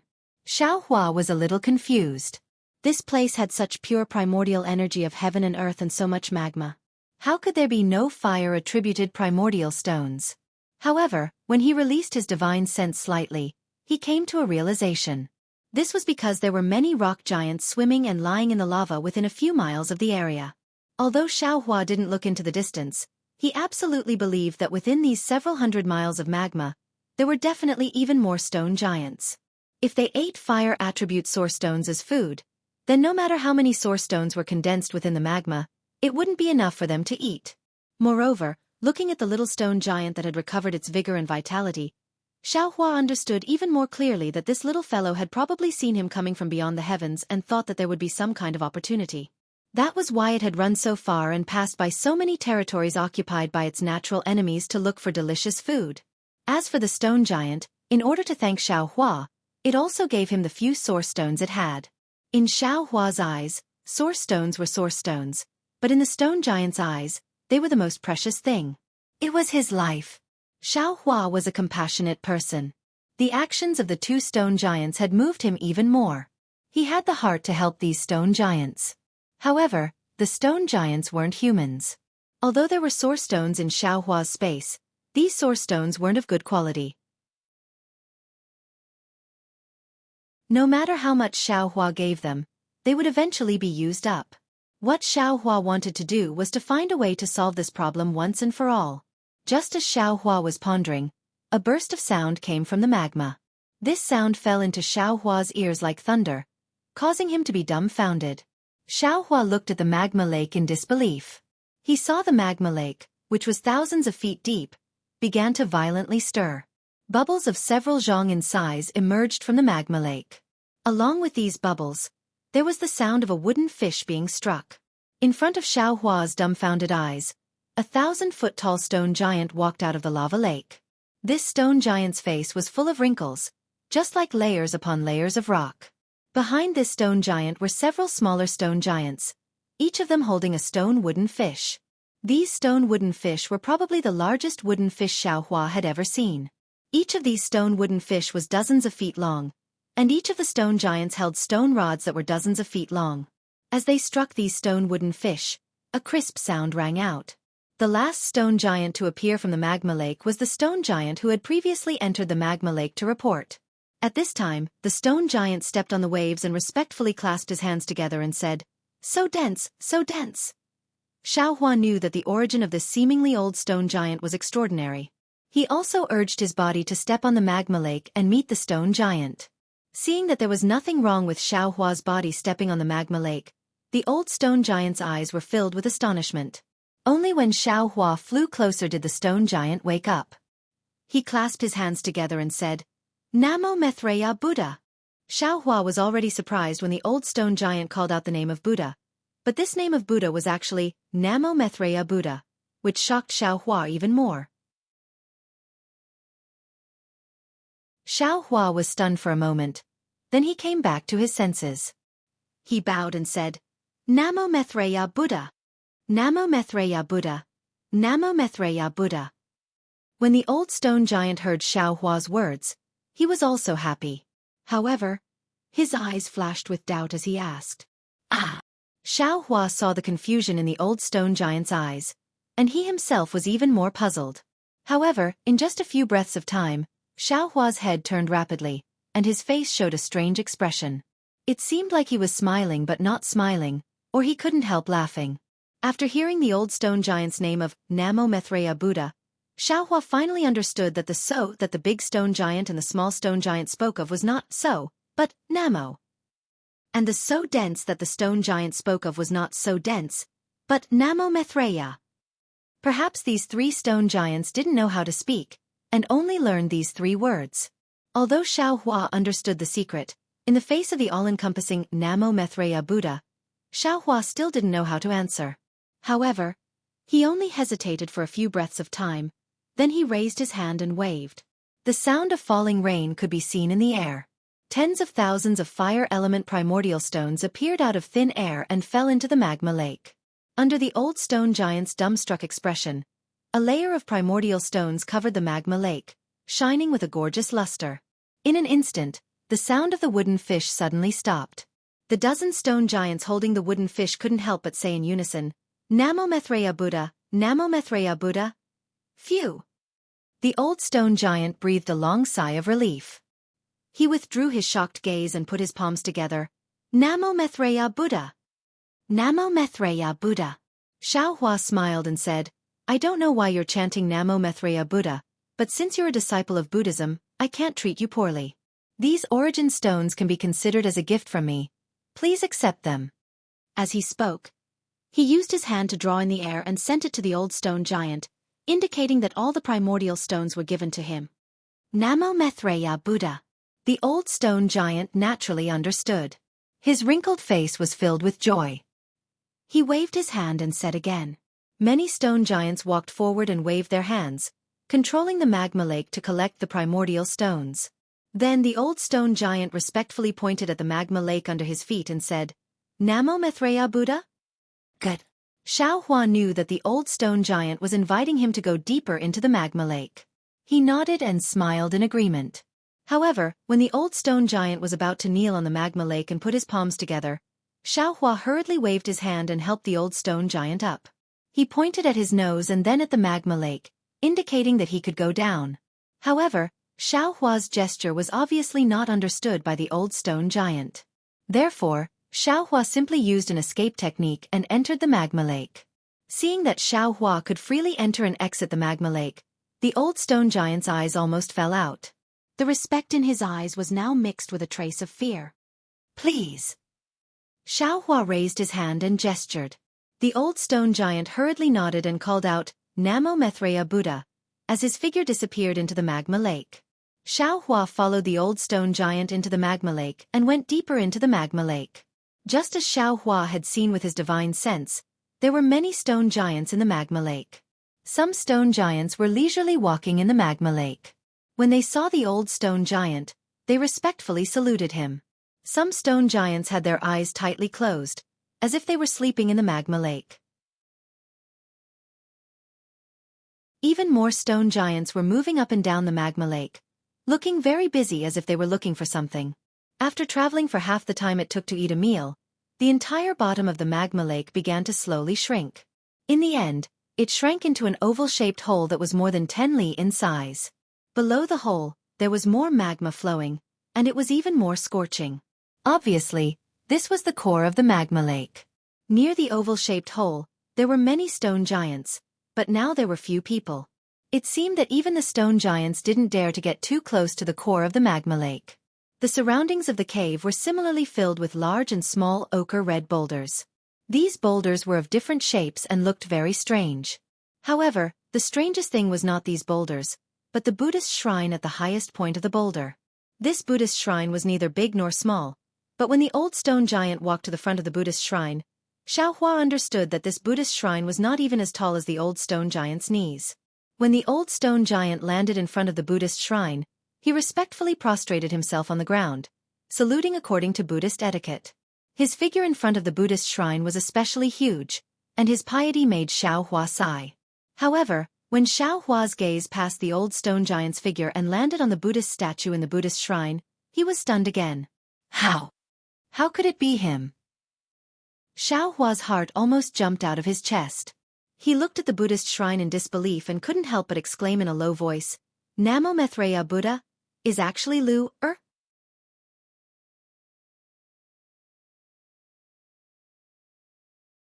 Chapter 4187.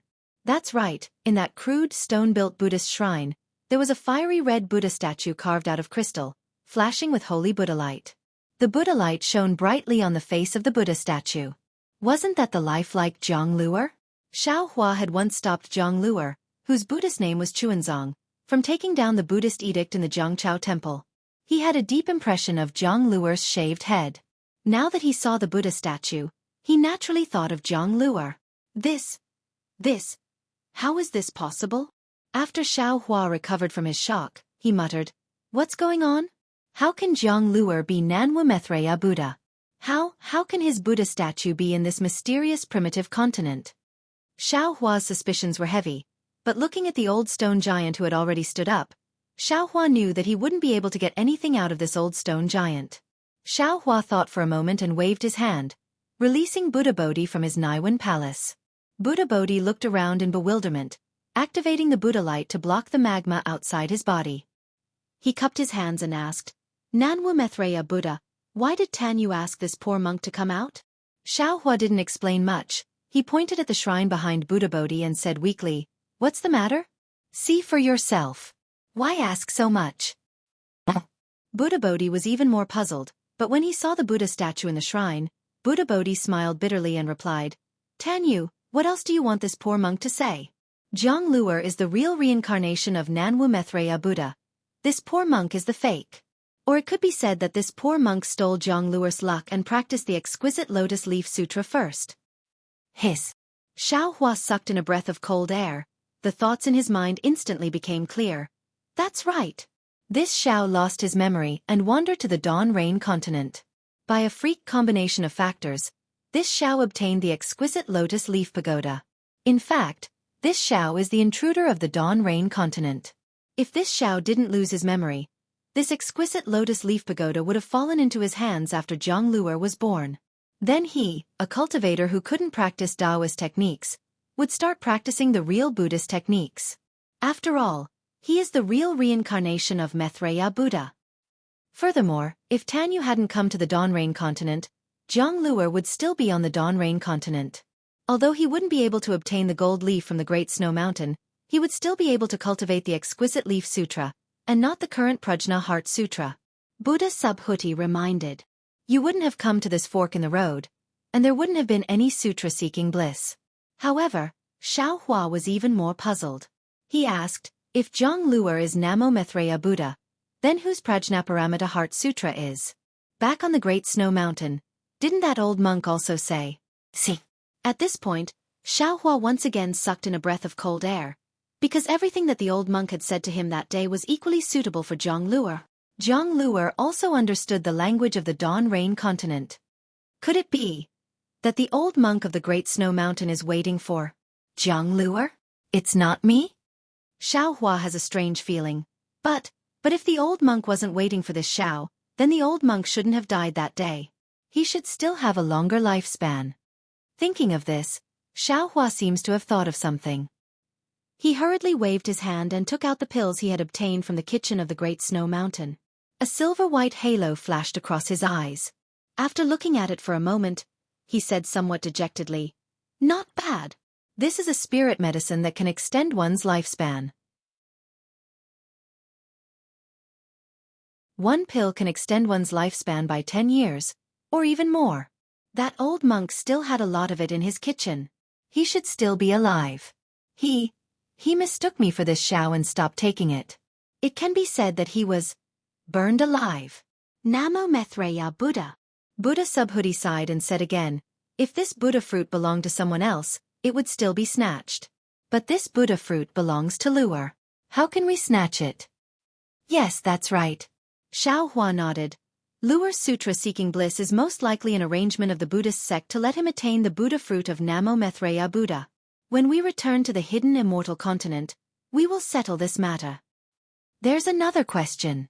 Buddha Subhuti said again, if we snatch Luer's Buddha fruit and fate, then whose did Luer snatch? That Prajnaparamita Heart Sutra. From the records of the Buddhist sect, it should be a cultivation technique cultivated by Ananda. Where is Ananda now? What is the Buddha fruit that Jianghu Luer attained? It's a mess, a mess. Xiao Hua rubbed his temples in distress and said with a bitter smile, didn't your Buddhist sect cultivate the golden body of 9 lives and control reincarnation? How did such a big accident happen today? Haven't you heard of that saying? Things that can go wrong will definitely go wrong. Or is it that things that you worry about going wrong will definitely go wrong? Buddha Subhuti answered with a smile. Although my Buddhist sect's Arhat cultivates the golden body of reincarnation, it's inevitable that there will be accidents in the process. This accident is another person's opportunity and also his own tribulation. Today's situation is Jianghu Luer's tribulation, and this poor monk's opportunity. That's true. Xiao Hua nodded. If nothing goes wrong, all the Buddha fruits have already been attained by the Buddha Lord and the Bodhisattvas. How can they be left for the younger generation? At this point, Xiao Hua seemed to think of something and said to Buddha Subhuti apologetically, fellow Immortal, although this is our opportunity, but it's also Luer's tribulation. We are Luer's elders and senior sister is also very good to me. Haha. Buddha Subhuti waved his hand and said, Namo Maitreya. You're thinking too much. Although this poor monk is an outsider, this poor monk and Sandalwood are one.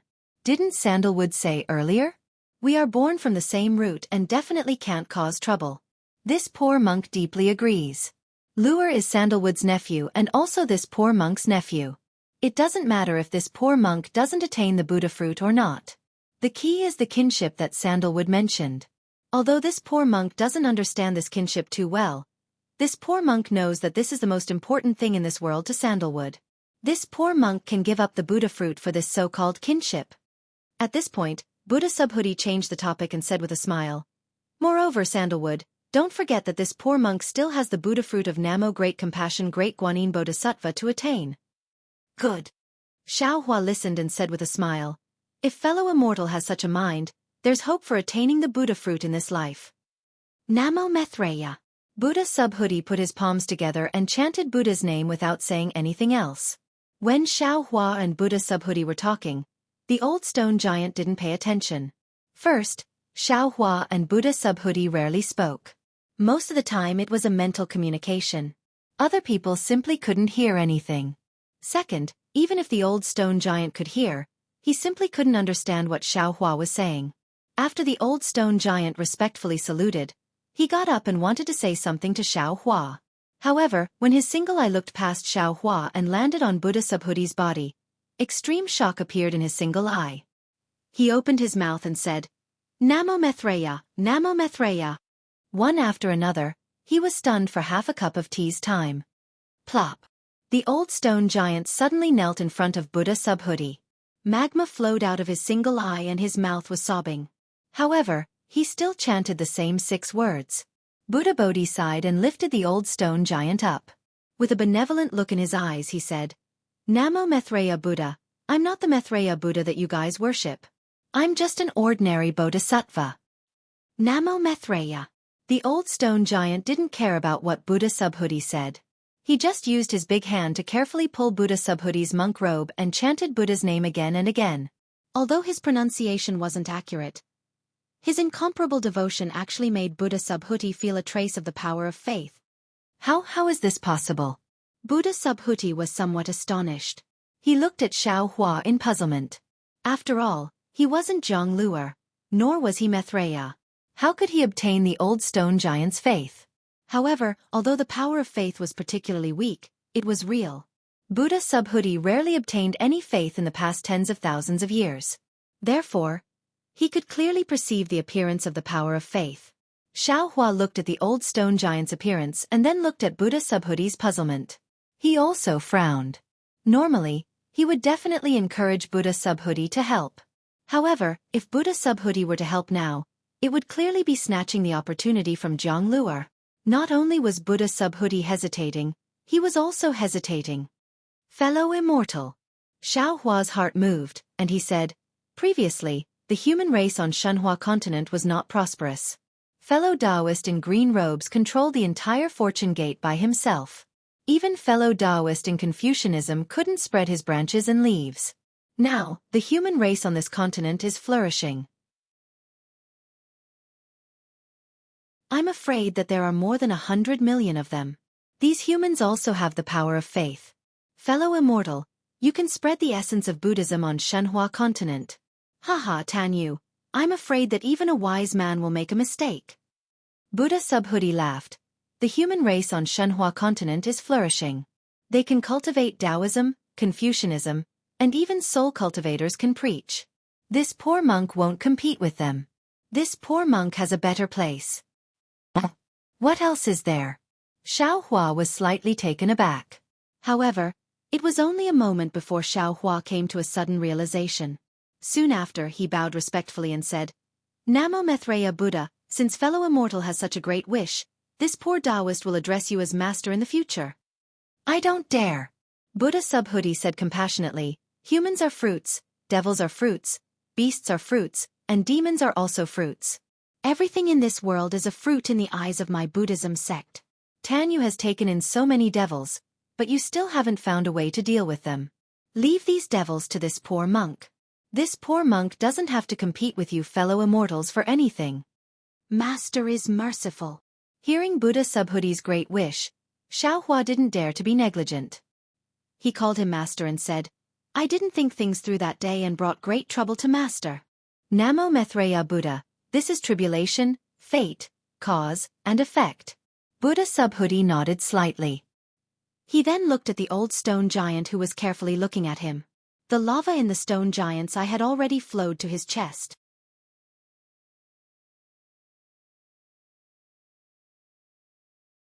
Chapter 4188. Buddha Bodhi pondered for a moment and continued, although this poor monk is not Jianghu, this poor monk is Namo Maitreya in front of the old stone giant. In his eyes, there is no difference between a bodhisattva and a Buddha Lord. Just like Tanyu in the hidden immortal continent, although Tanyu used the name of compassionate travel and the image of compassionate bodhisattva, the strength of faith is gathered on Namo Maitreya merciful bodhisattva. Even if this poor monk does good deeds now, the strength of faith will fall on Namo Maitreya Buddha. When you and I return to the hidden immortal continent, this poor monk will give up this good karma and give it to Jianghu. Won't this karma end? It seems to be different. Xiao Hua shook his head slightly, disagreeing. As for why, he himself was not clear. Buddha Bodhi looked at the old stone giant and then raised his head to look at the magma. As if he was aware of the movement here, he slowly turned to the stone giants gathered here and said only one sentence. If the Buddha fruit is this poor monk's, other bodhisattvas will want to help these devout believers, even if they get this merit. Then this poor monk will absolutely not resent them, and also absolutely do not want this merit. This poor monk would rather these devout believers keep their faith in my Buddhist kingdom. If you think it's right, then do it. Xiao Hua already understood what Buddha Bodhi wanted to do. He nodded. That Jianghu who took down the Buddha list and embarked on the path of sutra-seeking in nirvana is definitely not that kind of petty bodhisattva. Namo Maitreya Buddha. Bodhi Buddha chanted the name of Buddha and pointed at the old stone giant's forehead with his slender finger, saying, With my life, I call upon the supreme mercy of Buddha, dispel the ignorance of the world, wash away the stubbornness of the mortal world, gain the wisdom of 100 monks, and open the true words of the light of Buddha. Namo Maitreya Buddha. Namo Maitreya Buddha. As Buddha Bodhi's finger fell, numerous phantoms appeared in the magma nearby. Tens of thousands of Buddhas appeared in the phantoms, and chants of Buddha came from the small worlds. When Buddha Bodhi's finger touched the stone giant's forehead, a cluster of spirit light appeared from the stone giant's forehead. It was so simple yet so bright. Even someone as strong as Xiao Hua felt his vision blur. Countless images appeared and instantly disappeared in the spirit light. Tens of thousands of scriptures appeared and instantly disappeared in the spirit light. Crack! At this moment, in the shrine not far away, the forehead of the Namo Maitreya Buddha carved with crimson crystal split open, and a scar visible to the naked eye divided Jianghu's face into two halves. Xiao Hua was shocked and unconsciously said, "Good, good." In a moment, the spirit light converged on the stone giant's forehead, and a trace of clarity flashed in the stone giant's eyes. Buddha Bodhi withdrew his flower-pinching finger, and the light of Buddha around him dimmed a little. His face was neither happy nor sad as he said, "Old man, do you understand? Namo Maitreya Buddha." The old stone giant's face was filled with surprise, and he immediately responded. However, that was all, and he didn't say anything else. Xiao Hua was taken aback. He was quite puzzled in his heart because the Buddhist Dharma was boundless. Most of the time, the Buddhist Dharma that Buddha Subhuti knew was even more powerful than his own Tao Dharma. Since Buddha Subhuti was using this Buddhist Dharma at this moment, then he must be confident. Buddha Bodhi wasn't surprised. He just closed his eyes for a moment, and then he opened them and said with a smile, "Old man, you should be able to understand this poor monk's words, but you can't say it because you don't know how to say it, and you don't know how to write it?" Namo Maitreya Buddha. The old stone giant nodded and put his palms together. Good. Buddha Bodhi nodded slightly and said again, "Old man, if you think this Dharma is useful, you can bring your people here, and this Dharma is willing to use it on them one by one. What do you think?" "Master, are you crazy?" Without waiting for the old stone giant to speak, Xiao Hua anxiously pointed at the Buddha statue in the shrine and whispered, "This Dharma can only be used by a Buddha Lord who has Buddha fruit. It's fine if Master uses the power of faith of Buddha Maitreya to use it once, but if you use it one by one, the consequences will be unimaginable." Namo Maitreya Buddha. If I don't go to hell, who will? Buddha Bodhi glanced at the Buddha statue and said, "This Dharma will only use this Dharma. This Dharma will bear all the consequences, and I'm willing to give all the merit to Namo Maitreya Buddha." Namo Maitreya Buddha. At this moment, the old stone giant replied and respectfully invited Buddha Bodhi to take a seat. He walked into the magma and patted the magma with his hand. He chanted Buddha's name again, and the stone giants walked out of the magma. Xiao Hua looked at the old stone giant gathering his people, and then at the Buddha statue in the shrine. At this moment the cracks were getting deeper, and there was even some red liquid seeping out, just like the blood on the body. Xiao Hua's heart thumped and he whispered, "Master, perhaps I was wrong. Master is borrowing the power of Namo Maitreya Buddha to use Dharma. Maybe you're robbing Jianghu's opportunity." Buddha Bodhi's eyebrows twitched slightly, and he lowered his head and said, "Namo Maitreya Buddha, this Dharma has said that it's fate and tribulation.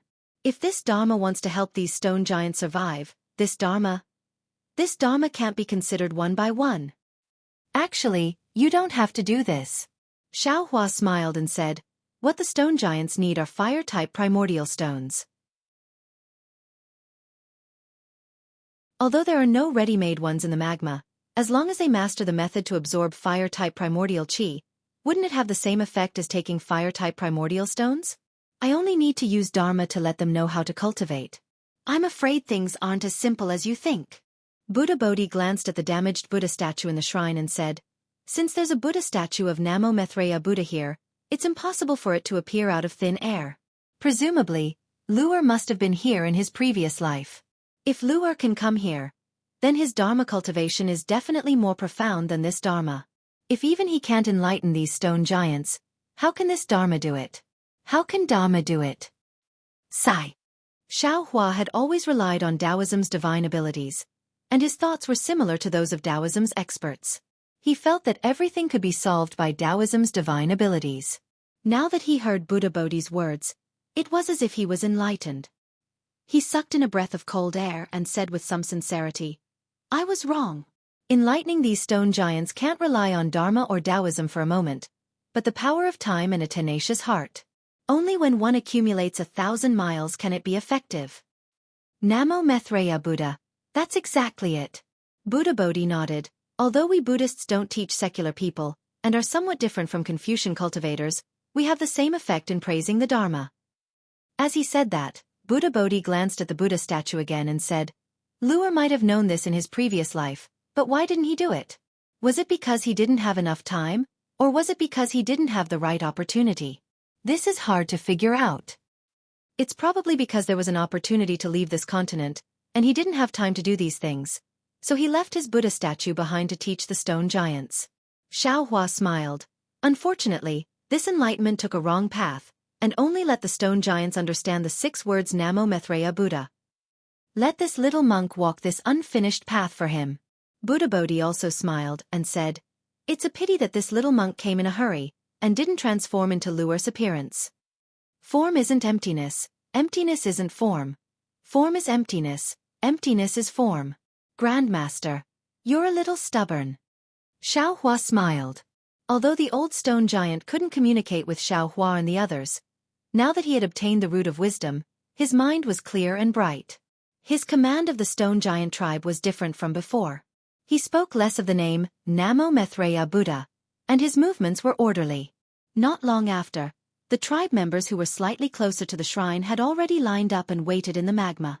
Those stone giants who had previously taken the primordial stones also walked over and placed the primordial stones beside the old stone giant. The old stone giant looked at the stone giants, then raised his hands slightly and turned to Buddha Bodhi. Buddha Bodhi understood and stepped on a Buddhist lotus to the top of the shrine. The old stone giant put his palms together and said, Namo Maitreya Buddha. The stone giants called out, Namo, Namo Maitreya, or Namo Maitreya, and worshipped with incomparable devotion. When the stone giant straightened up, Buddha Bodhi held a flower with both hands, and it turned into 1,000 arms that fell on the stone giants' foreheads. Seeing that the magma was filled with spiritual light and countless primal stones, the stone giant's eyes flashed with clarity. When Buddha Bodhi withdrew the Buddhist light, his body trembled slightly, and the stone giant said, Namo Maitreya Buddha. Good. Buddha Bodhi's eyes narrowed, and his gaze was filled with compassion as he said. Then, Buddha Bodhi sat cross-legged on the lotus, closed his eyes, and chanted Buddhist scriptures. After the stone giants bowed and saluted the old stone giant, they took their own primordial stones and left through the magma. They didn't stop for long. Xiaohua stood at the side and didn't look carefully. He only occasionally looked at the Buddha statue in the shrine. The cracks on the statue were getting bigger and deeper, and an unfathomable expression appeared on his face. After a few days, the stone giants were all enlightened by Buddha Bodhi. Xiaohua looked around and found that there were actually close to 10,000 stone giants living in this several hundred li-wide magma. It was no wonder that the fire-type primal stones in the magma were all dug out, and not a single one could be found. After a few days, Buddha Bodhi began to teach the stone giants simple Buddhist scriptures. However, after a few tries, he gave up and followed Confucian cultivator Xiaohua's suggestion to start from the very beginning. After another half a day, seeing that Buddha Bodhi was too busy, Xiaohua simply took out his remaining disciples from the space and had them teach the 10,000 stone giants how to recognize and pronounce words. Of course, the language that Xiaohua and Buddha Bodhi chose was the human language of the ruins.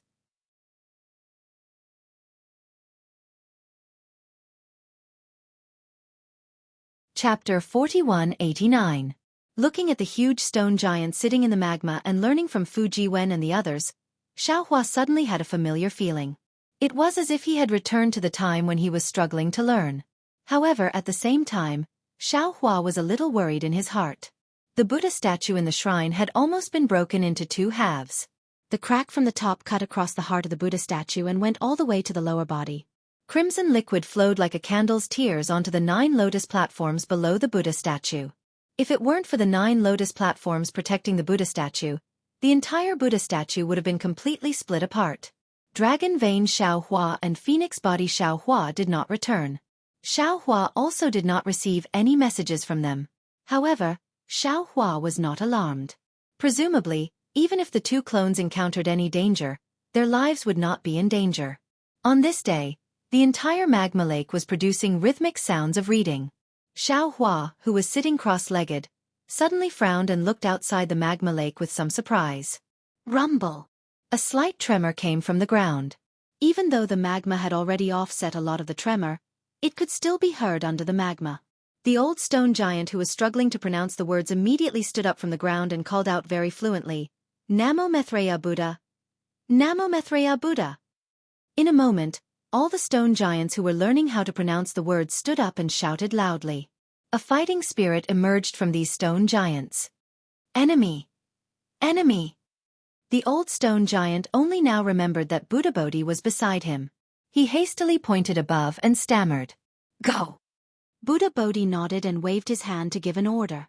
Then the old stone giant called out, "Namo Mithreya Buddha," and orderly arranged a group of stone giants to rush out of the underground space from various parts of the magma lake. "We will also go out and take a look. It seems like something interesting has happened." Xiaohua smiled and said to Buddha Bodhi and Confucian cultivator Xiaohua and the other clones, "This little monk has the same intention." Buddha Bodhi nodded and stood up on his Buddhist lotus. Xiaohua, however, shook his head. "Fellow Taoists, let's go. I have been dizzy from these rocks for the past few days. I still want to take a look at the magma and refine my wood origin." "All right, go ahead, fellow Taoist. Just be careful." When Xiaohua first saw the Buddhist shrine, he had already clearly seen the bottom of the magma. There was a completely different world under that oval-shaped hole. There were even a few places inside that Xiaohua's divine sense couldn't penetrate. The stone giant couldn't enter, so he naturally didn't know. Xiaohua had been concentrating on teaching the stone giant for the past few days, so he didn't have the mood to explore. Now that he heard that the bone-honing Xiaohua wanted to go, he naturally reminded him. "Rest assured, fellow Taoist." Bone-honing Xiaohua laughed. "I know what I'm doing." When the bone-honing Xiaohua's figure fell into the hole, Xiaohua led the group of disciples and his avatar out of the magma lake. When Xiaohua escaped out of the ground, he was met with a dense aura of desolation. That viscous heaven and earth origin energy made him unable to help but take a deep breath. When his whole body felt comfortable, he couldn't help but laugh bitterly. Damn it, this group of stone men. There was clearly heaven and earth origin energy around them that could save their lives, yet they insisted on looking for origin stones. If they hadn't met me, I'm afraid they would have starved to death while hugging the gold mountain. Fellow Taoists' thinking is too simple. Confucian cultivator Xiaohua laughed. These stone men originally had stone brains. Other than knowing how to find origin stones, they don't know anything else. If ordinary people want to cultivate Taoist techniques, they also have to rely on luck. If their aptitude is slightly lacking, they won't be able to sense heaven and earth origin energy. You want these stone men who don't know how to speak and don't know how to cultivate to learn Taoist techniques? That's really difficult. AI indeed.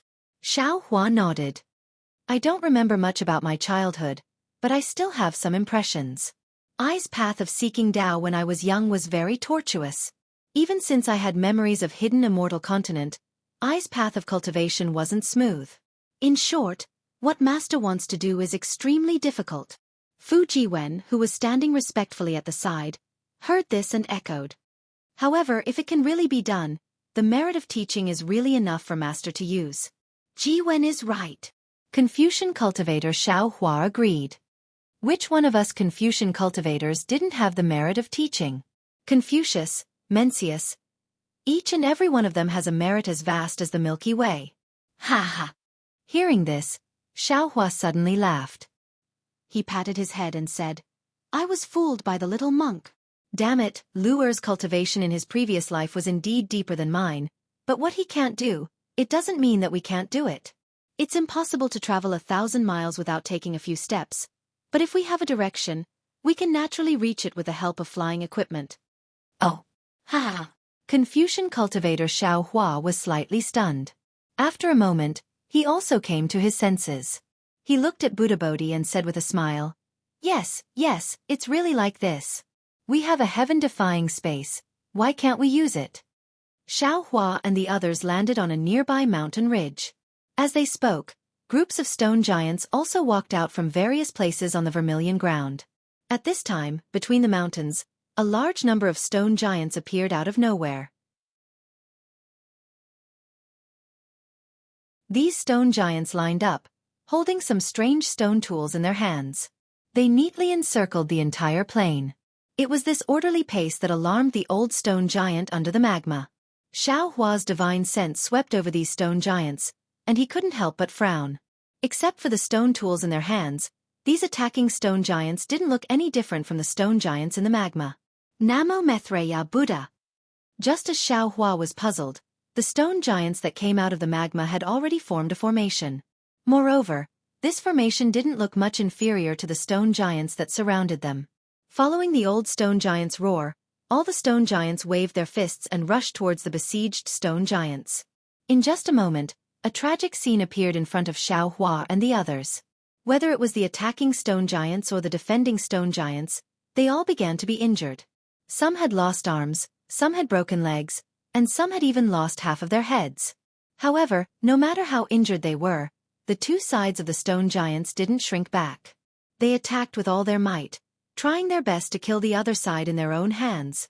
Xiao Hua and the other clones, as well as many disciples, stayed on top of the mountain peak to watch, but they didn't make a move. Of course, based on the current battle situation, not to mention Xiao Hua, even Fu Jiwen and the other disciples could definitely kill the invading stone giants.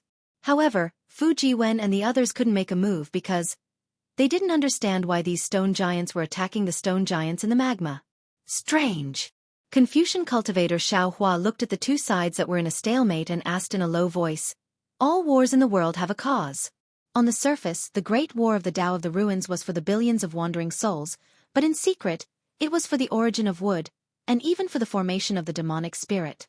Why are these two stone giants here? For the fire attribute primordial stones? There are no primordial stones in the magma, so it's impossible for these stone giants to not know. What if it's to kill the other side? These two sides are both stone giants, so there's no reason for them to naturally counter each other. Martial uncles, Jianghu said in a low voice from the side. These invading stone giants, they're not shouting Namo Methreya Buddha, but it seems to be dragon language. Dragon language? Xiao Hua was startled, and immediately listened carefully. Sure enough, the attacking stone giant seemed to be vaguely shouting, "Long live the dragon god, long live the dragon god," which was exactly opposite to the Namo Methreya Buddha that the magma stone giants were shouting. Damn it, there's something strange. Xiao Hua patted his forehead, somewhat vexed. Could it be that these stone giants aren't here for the primordial stones? Could it be that they're here for the so-called faith? Could it be that on this mysterious continent, other than Namo Methreya Buddha, there's another dragon god? Master, take a closer look. Jianghu looked carefully at the side and said, "Those stone giants shouting dragon god seem to have some dragon markings on their bodies, but these dragon markings are extremely few, only half a trace or a trace." Correct. That's exactly the case. Confucian cultivator Xiao Hua narrowed his eyes and nodded. Previously, I couldn't see clearly, but now that they're shouting, "Long live the dragon god," and fighting with the magma stone giants, I can see clearly. Not only that, these magma stone giants also have an extremely faint swastika character on their bodies. Don't you think so, Master Subhoodie? Namo Methreya Buddha. How could Buddha Subhoodie not see this? His eyes were filled with compassion, and he chanted the name of Buddha. Although the stone giants weren't humans, they were still alive, and in this kind of slaughter, it was inevitable that there would be casualties. Green-robed fellow Taoist. Xiao Hua instructed, "Use a thunderous method to make these stone giants stop fighting. I really don't understand why they're fighting." Confucian cultivator Xiao Hua smiled and said, "Fellow Taoist, you're confused. Green-robed fellow Taoist and soul cultivator fellow Taoist are building a transfer array. They're not here. Then I'll have to trouble you. Fellow Taoist Confucian cultivator." Xiao Hua was truly somewhat anxious and said impatiently, "Make them quickly stop this senseless slaughter." And this young one understands. Confucian cultivator Xiao Hua naturally understood what Xiao Hua was thinking. He waved his hand, and tens of millions of 5 righteous thunders appeared out of thin air. With a rumbling sound, they struck down, scaring all the stone giants into a daze on the spot. Namo Methreya Buddha. The magma stone giants took the lead to shout, and each of them covered their heads and fled towards the entrance of the magma. The attacking stone giants were no exception, and after only holding on for a few breaths, they also fled in panic. Jianghu. Seeing the stone giants run away, Xiaohua instructed, "Transform into your figure, and follow these stone giants to see what's going on." "Yes, disciple understands." Jianghu's body surged with dragon markings, and her figure immediately flew up.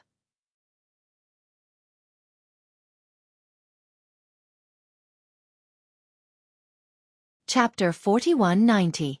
Fellow Taoist, you go accompany Jianghu. Xiaohua thought for a moment and ordered, "Don't let anything happen to Jianghu." "Good." Xiaohua didn't refuse. His figure flickered and he followed Jianghu to chase after the stone giants. Then, Xiaohua looked at the messy plains. At this time, there were many broken limbs on the ground. They were thrown there like stones. There was no stone giant to take these broken limbs away. "AI, why is there a war everywhere?" Xiaohua sighed and waved his hand, leading many disciples to escape into the magma. The old stone giant couldn't speak, so he couldn't tell Xiaohua what happened. Xiaohua also didn't force him. He waited for the stone giants to rest for half a day. Then he had the stone giants form a formation. He took out the Kunlun mirror from his bosom, and with the command of Buddha Bodhi, he sent all the stone giants into the space under the urging of his magic power. Because of their belief in Buddha Bodhi, these stone giants were easily sent into the space. Moreover, inside the space, Jade Archive Xiaohua had already created an illusion of a magma lake for them. Many stone giants entered the space without any rejection, just like the magma lake that extended out of the mysterious continent. In his own space, Jade Archive Xiaohua could do whatever he wanted. First, he waved his hands and sent countless soul threads into the foreheads of these stone giants like lightning bolts. He taught these stone giants ordinary cultivation methods, and then after a little thought, he sent some ancient books of Confucian cultivators and some essences of Buddhist sects into their minds. Xiaohua even created tens of thousands of Buddha Bodhi to teach these stone giants how to speak. This was the idea that Xiaohua had previously thought of. Zhang Luer's previous life might have been more powerful than Xiaohua's current cultivation, but he didn't have the space, so he didn't have the ability to control space. As for Xiaohua, although he was not omnipotent in this space, teaching these stone giants how to speak and decipher words was still quite easy. Jade Archive Xiaohua's ability to teach was hard to say, but his method of imparting Dao magic was indeed first class.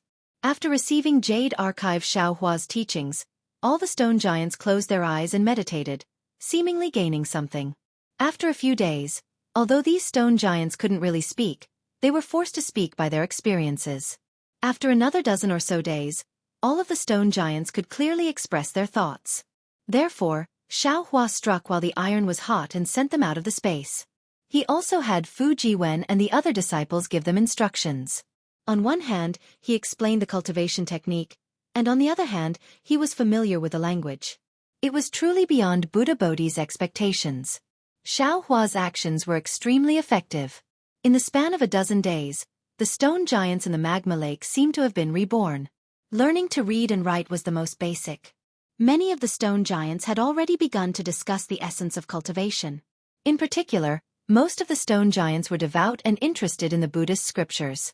They all sat cross-legged around Buddha Bodhi and listened to him talk about the scriptures. At this point, Xiaohua finally understood the ins and outs of the situation. The magma stone giants had begun to worship Namo Maitreya the moment they formed their own race. The Buddha statue in the shrine had always been there for them to worship. Of course, they didn't know where the shrine came from or who it was worshipping. They only knew how to say, "Namo Maitreya the Buddha." Moreover, each stone giant was different, so they didn't know the full story. The stone giants in the magma lake lived on fire attribute source stones.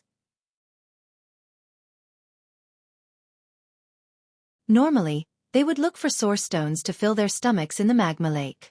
However, in the past few decades, it was unknown whether it was because the stone giants were reproducing too quickly or because the number of fire attribute source stones had decreased, but the number of source stones they could find had decreased. If it weren't for the fact that they had accumulated some source stones in the past few years, some of the stone giants might have starved to death. As for the invading stone giants, they also lived in the magma lake. They were hundreds of miles away from each other. The living environment of the stone giants was similar to the living environment of this group of stone giants. Long ago, the two groups of stone giants had fought and killed each other, but the scale was not large. But recently, because the source stones had decreased, the number of fights had increased. Almost every dozen or so days, there would be a fight. There were even 4 or 5 stone giants gathered around the magma lake. These stone giants also fought with each other. The stone giants in front of Xianxia believed in Namo Maitreya the Buddha and weren't particularly aggressive. The stone giants that believed in the dragon god weren't so easy to talk to. Not only did they attack this group of stone giants, they also attacked other stone giants. In addition to the fighting between the stone giants, there were other races entrenched around the magma lake. The golden-armored dwarf and strange bird that Xianxia had seen before were all of them. However, because the stone giants had just learned how to express themselves, they couldn't speak clearly. Moreover, these races were similar to the stone giants. They all lived in strange places. If ordinary divine senses didn't carefully investigate, they wouldn't be discovered. These races were similar in strength to the stone giants. Although they had some conflicts with the stone giants, as long as they didn't invade the other party's territory in batches, it wouldn't cause a war between the two sides. As for that night, when the stone giants went to rescue the younger stone giants, they passed through the borders of the golden-armored dwarf and strange bird's territory and were attacked by the two. The stone giants generally moved around in the magma lake and rarely went to the surface. Therefore, the stone giants only knew about the situation within 1,000 miles. They didn't know much about the situation beyond that. Even so, Xianxia learned from the stone giants that there was a powerful prehistoric strange beast several thousand miles away. After hearing the old stone giant explain the general situation with a stutter, Xianxia nodded with a smile. He looked at the scholarly cultivator Xianxia and said, "Fellow Immortal, what the stone giant said is correct. However, they haven't walked on the surface for a long time. The information might be wrong. Or perhaps, the primeval beasts in their eyes might not be able to enter our eyes." When the prehistoric secret treasure appeared that day, the closest aura was at least several 100,000 miles away from here. It's unlikely that it's the one that the stone giants spoke of. It shouldn't be. Scholarly cultivator Xianxia agreed. Those who dare to reveal their aura when the prehistoric secret treasure appears are all experts of this continent. For the stone giants to know about it, I'm afraid it's not particularly strong. Unfortunately, although the stone giants look tall, they actually have timid hearts. The range of their activities is really limited and they don't know much. They can't give us a general understanding of the entire continent. Xianxia said with some regret. Scholarly cultivator Xianxia nodded and said, "That's right. If that little guy wasn't really hungry and didn't know about the nearby dangers after seeing fellow Taoist fall into the distant mountain peak, he wouldn't have rashly gone to look for you. Otherwise, we wouldn't have found this place." Xianxia looked at the Buddha statue that had been completely split into 2 halves on the shrine and replied somewhat absent-mindedly, "Yes, this might be fate." As he said this, Xianxia's gaze passed over the Buddha statue and looked at Buddha Bodhi, who was teaching the stone giants Buddhist doctrine. A faint knot quietly emerged in his heart. "Fellow Taoist." At this moment, the bone-honing Xianxia called out to Xianxia, "Come down and take a look. This place is a bit strange." Xianxia was taken aback. He had already used his divine sense to explore the magma lake where the stone giants lived. However, it was just a magma lake that led underground, and there was nothing special about it. Of course, Xianxia had only taken a rough look. The deeper he went into the magma lake, the more divine sense he could sense. Moreover, it was harmful to his divine sense, so Xianxia did not seriously explore the magma lake. However, he didn't expect there to be something strange under the magma lake. Xianxia and scholarly cultivator Xianxia exchanged a glance. Their figures flickered as they flew into the hole. Both of them were very powerful, so they did not attract the attention of the Fortune Gate's disciples or even the stone giants. Below the hole was a passage several li wide. The walls of the passage were made of solid rock, and the magma lake emitted a dark red hue when it hit the rocks. There was nothing interesting to see inside the passage. Xianxia's divine sense swept over the passage and continued to fly down. After traveling for more than 100 miles, the temperature in the vicinity had reached an extremely high level. The previously dark red magma had already begun to emit a bright red color. Faint ripples were also being produced within the magma, flying into the distorted void due to the burning of the magma. If I'm not mistaken, this mainland should still be the upper realm. Xianxia looked at his protective barrier, which was shaking under the high temperature of the magma lake, and said decisively, I remember when I was in the Flame Forest Swamp, I also went deep into the magma lake. Although it wasn't this deep, the magma wasn't even half as hot as here. This kind of heat is not something the cultivation world can withstand. N. Scholarly cultivator Xiao Hua nodded. There is a faint trace of Xiantian true qi in the magma lake. This Xiao Shang has absorbed it. This kind of Xiantian true qi almost doesn't exist on the hidden immortal mainland. As the two of them spoke, they flew for several li and reached the end of the passage. After exiting the passage, they arrived at a huge space filled with bright red liquid. This liquid was much more delicate than the magma lake, and there were thumb-sized crystal stones floating around. These were fire attribute source stones.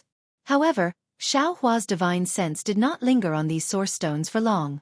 Instead, he looked at the center of the space. In the center of the space, there was a huge stone pillar that extended straight from the bottom of the magma lake into the space. The top of this stone pillar looked quite flat, and it was several mu in size. At this moment, bone-honing Xiao Hua was standing on top of it, looking at the pile of bones in front of him in a daze. The bones were very thick and large, almost occupying the top of the several mu in size stone pillar. Fellow Taoist. Bone-honing Xiao Hua did not turn his head and said, Quickly come and take a look at these bones, they are really strange. Xiao Hua flew close to the stone pillar, but he did not look at the bones first. Instead, he looked around with his divine sense, and then asked curiously, Fellow Taoist, how did you come here? The fire attribute source energy of heaven and earth here is too rich.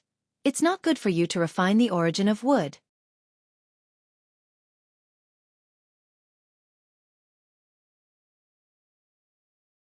Chapter 4191. Hee. Bone-honing Xiao Hua turned his head and looked at Xiao Hua with a smile. I started to cultivate near the passage, but after a while, I suddenly felt that these stone giants were very pitiful. They were starving to death while guarding this magma, so I simply went to the depths of the magma to see if I could find some primordial stones for them. In the end, I found the primordial stones, and I also found these bones. Oh! Xiao Hua was startled and looked at bone-honing Xiao Hua with some astonishment. He even sized him up a few times. Bone-honing Xiao Hua was somewhat puzzled and asked curiously, What's wrong? Fellow Taoist, is there something wrong with I? Xiao Hua had a smile on his face and asked, This feeling, when did it start? What feeling? Bone-honing Xiao Hua was stunned and asked back. I just feel that those stone giants are pitiful. Xiao Hua replied. Just now. Bone-honing Xiao Hua was really at a loss. Congratulations, fellow Taoist. Congratulations, fellow Taoist. Xiao Hua cupped his hands and said, Fellow Taoist, you have a sympathetic heart. You are not far from becoming a real person. Hee, is that so? Bone-honing Xiao Hua touched his bald head in embarrassment and replied embarrassedly. Xiao Hua asked with interest, If I let fellow Taoist control the celestial white bones again, how confident would fellow Taoist be? Bone-honing Xiao Hua pondered a little and seemed to understand something. He nodded and said, I don't have much confidence now, but I seem to have confidence. I dare to control the celestial white bones. Good. Xiao Hua clapped and said with a smile, I had been thinking about how to use the Dao Sect's secret technique to control the celestial white bones.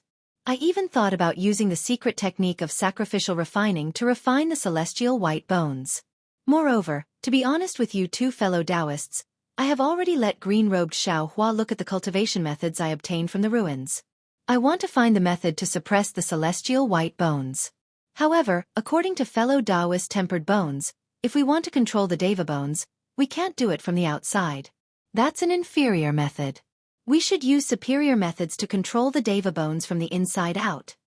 Xiao Hua, the Confucian cultivator, had been studying the classics of Confucianism ever since he was born. He had a lot of experience in thinking, so he had a good understanding of these seemingly profound things. He said, Fellow Immortal, you mean to let fellow immortal tempered bones develop human emotions, and use these emotions to influence the wisp of consciousness inside the celestial bones, and finally assimilate it? That's right. That's exactly it. Xiao Hua nodded. The thing that controls the celestial white bones is that triangular blood bone. The strand of consciousness within this blood bone is extremely strong and tyrannical. Just refining this consciousness alone would take thousands or even tens of thousands of years. I even felt that there would be a risk of backlash. Moreover, if I sacrificially refined this consciousness, there would be a barrier between the consciousness and the white bones, and it would be difficult to achieve perfect control.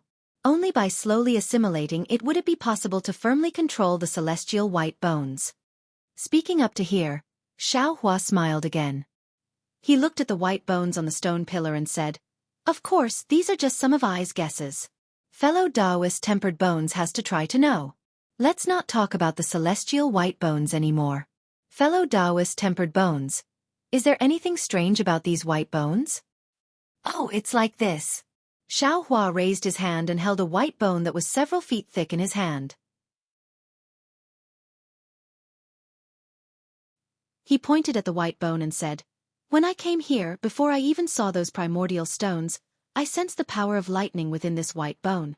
This power of lightning is somewhat similar to that of the celestial white bones. I thought that I had found a new celestial white bone, but when I picked up this white bone, I discovered that the power of lightning within this white bone had entered I's body and disappeared. The white bone no longer had the power of lightning. Moreover, it was also different from the celestial white bones. Although the celestial white bones were fragmented, there was a kind of vague and exuberant vitality inside. That vitality seemed to be indestructible. And these white bones are the same as ordinary white bones. They seem to be completely dead." Xiaohua didn't know whether to laugh or cry. Looking at these white bones, he said, "Isn't it normal for white bones to be completely dead? Celestial white bones that have vitality are actually abnormal. Fellow Taoist, don't forget that this is the mysterious continent, the upper realm." Xiaohua said in all seriousness, "Whether these white bones belong to prehistoric beasts or celestials, there should be vitality within the white bones. They shouldn't be completely dead." "But aren't these white bones dead?" Xiaohua took the white bones and scanned them with his divine sense. Then, he handed them to Xiaohua. Xiaohua cultivated life energy, so he was naturally more sensitive to vitality. When he took the white bones, he already sensed it. "So, the origin of these white bones is a bit strange," Xiaohua asserted. "They must have died under an incomparably powerful lightning strike. A fatal strike." "Perhaps," Xiaohua replied. His divine sense scanned the pile of white bones again. Suddenly, a strange expression appeared on his face. He said, "However, these dead white bones are also useful to us." "What can they be used for?" Xiaohua was greatly puzzled. He asked curiously, "Could it be that fellow Taoist can use these white bones to make another celestial?" Xiaohua looked at Xiaohua unhappily. "You only know how to make a celestial. Don't forget, we have the Million Meng Mountains nether passage mirror in our hands. Although your soul tool has been repaired by fellow Taoist soul cultivator, it can't be perfect. Fellow Taoist Green Robe also obtained a lot of white bones in the spring-penetrating Forbidden Sea.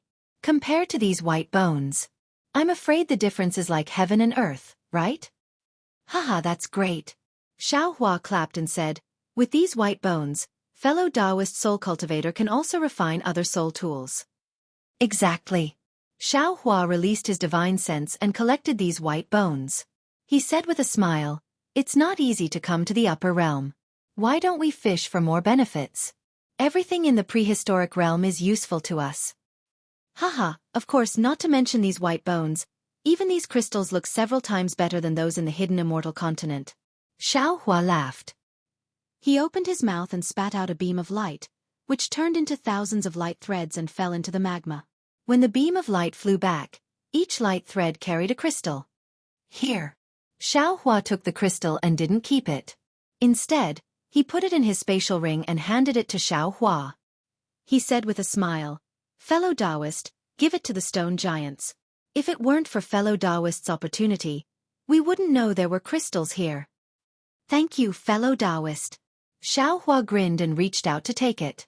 He said, "I hope the stone giants can learn the cultivation method fellow Taoist taught them before they use up all these crystals. They don't need to be proficient in anything, as long as they don't starve." "Don't worry," Xiaohua replied with a smile. "Although these stone giants have just been enlightened, they are creatures from the upper realm and are born with innate spirituality. Perhaps they can't cultivate all the cultivation methods we taught them, but refining energy into essence is not a problem." "That's Xiaohua continued, fellow Taoist used Taoist magic as a foundation, borrowed from the demon race's cultivation method, and even used my Confucian secret technique as a guide to tailor the cultivation method for the stone giants. If it's not easy to use, what other cultivation method in this world can be used? You flatter me, you flatter me. Xiaohua waved his hand and said to Xiaohua, fellow Taoist, go deliver the crystals first, and then seize the time to cultivate. We will only be here for 100 years. If there are any changes in the future, we will have to rely on fellow Taoist's strength. Yes, I know. Xiaohua said and urged his figure to go up the passage. Looking at Xiaohua's back, Xiaohua said with gratification, I really didn't expect that this fellow Taoist who calls himself a celestial would also start to have the emotions of a mortal. Yes, the inheritance of Confucian cultivators is indeed no small matter. Not to mention the human race's inheritance in the 4 books and 5 scriptures. Even the words used for children's enlightenment can make stubborn people develop spiritual wisdom. Xiaohua also sighed, and there was a faint sense of pride in his words. In this aspect, Taoist magic is slightly lacking. Developing spiritual wisdom might have some effect on the human race.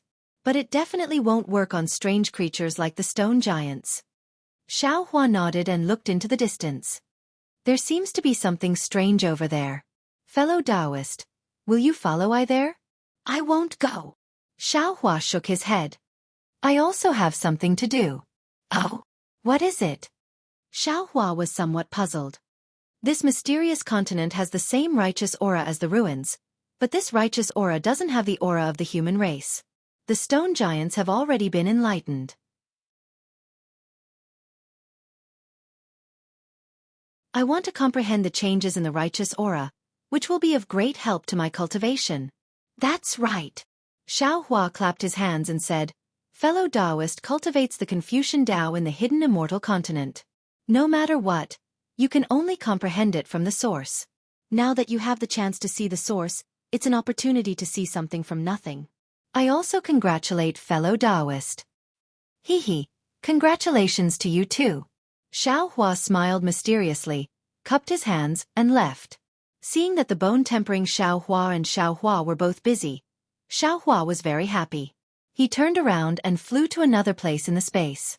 Just now, when Xiaohua used his divine sense to explore, he already discovered that there was a similar passage in this place. Xiaohua's 5 elements escape technique had already been cultivated to the extreme. Although he was inside the magma, the distance of several hundred li was only a moment. However, after Xiaohua flew to the bottom of the passage, he didn't rush in. Instead, he looked further into the magma with a trace of doubt on his face. He saw that there was also a several mu large stone pillar standing out from the bottom of the magma. Moreover, there was also a pile of white bones on top of the stone pillar. Xiaohua narrowed his eyes.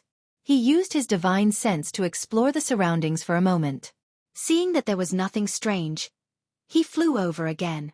After landing on the stone pillar, Xiaohua picked up one of the white bones and examined it carefully. This white bone was different from the one Xiaohua saw before. It was slightly thinner and shorter. Moreover, it only covered half of the stone pillar. There was no lightning power on the white bone. Instead, there were extremely small holes that pierced through the white bone. These holes were densely packed and countless. If it was an ordinary bone, it would have been shattered long ago. However, when Xiaohua used his finger to flick it a few times, the white bone actually produced a metallic sound. It seemed to be very hard.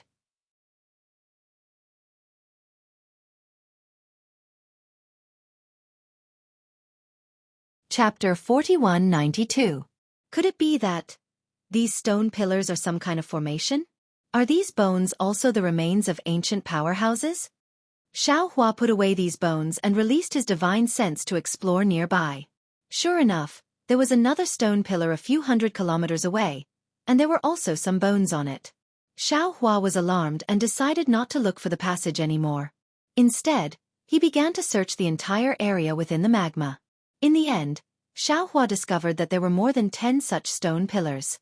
Most of them had white bones on them. These white bones were of different sizes, but no matter how big they were, if they didn't have the killing power of lightning, then they had the power to penetrate through. Xiaohua put away these bones and began to be vigilant. His divine sense swept into the depths of the magma. However, Xiao Hua's divine sense penetrated thousands of kilometers into the magma, and the powerful fluctuations in the magma blocked his divine sense. Xiao Hua didn't find anything strange. Those stone pillars didn't seem to be anything special. They were just hard rocks protruding from the magma. Forget it. Xiao Hua received his divine sense and flew into the passage. He thought to himself, there are many unknown dangers in the ancient world. I'm only at the Mahayana realm, and I'm afraid I'm not as strong as those ancient powerhouses. These dangers, it's better not to touch them. I'm just a passerby on this continent. Xiao Hua flew into the passage and flew upwards for several kilometers. Suddenly, a familiar divine sense swept over from above the passage. As soon as it touched Xiao Hua, it immediately stopped. An incredulous voice sounded in Xiao Hua's ears. Master? Why are you here? Although Jianghu took Xiao Hua as her master, she often called him master. As for the green-robed Xiao Hua, she called him martial uncle. Hee hee. Hearing Jianghu's voice, Xiao Hua smiled and transmitted, just as I expected, these stone giants were born of the same bloodline. Although they were born of the same root, they worship different things. I followed these stone giants here, and as soon as I revealed my dragon body, they immediately regarded me as a god. They insisted on inviting me here.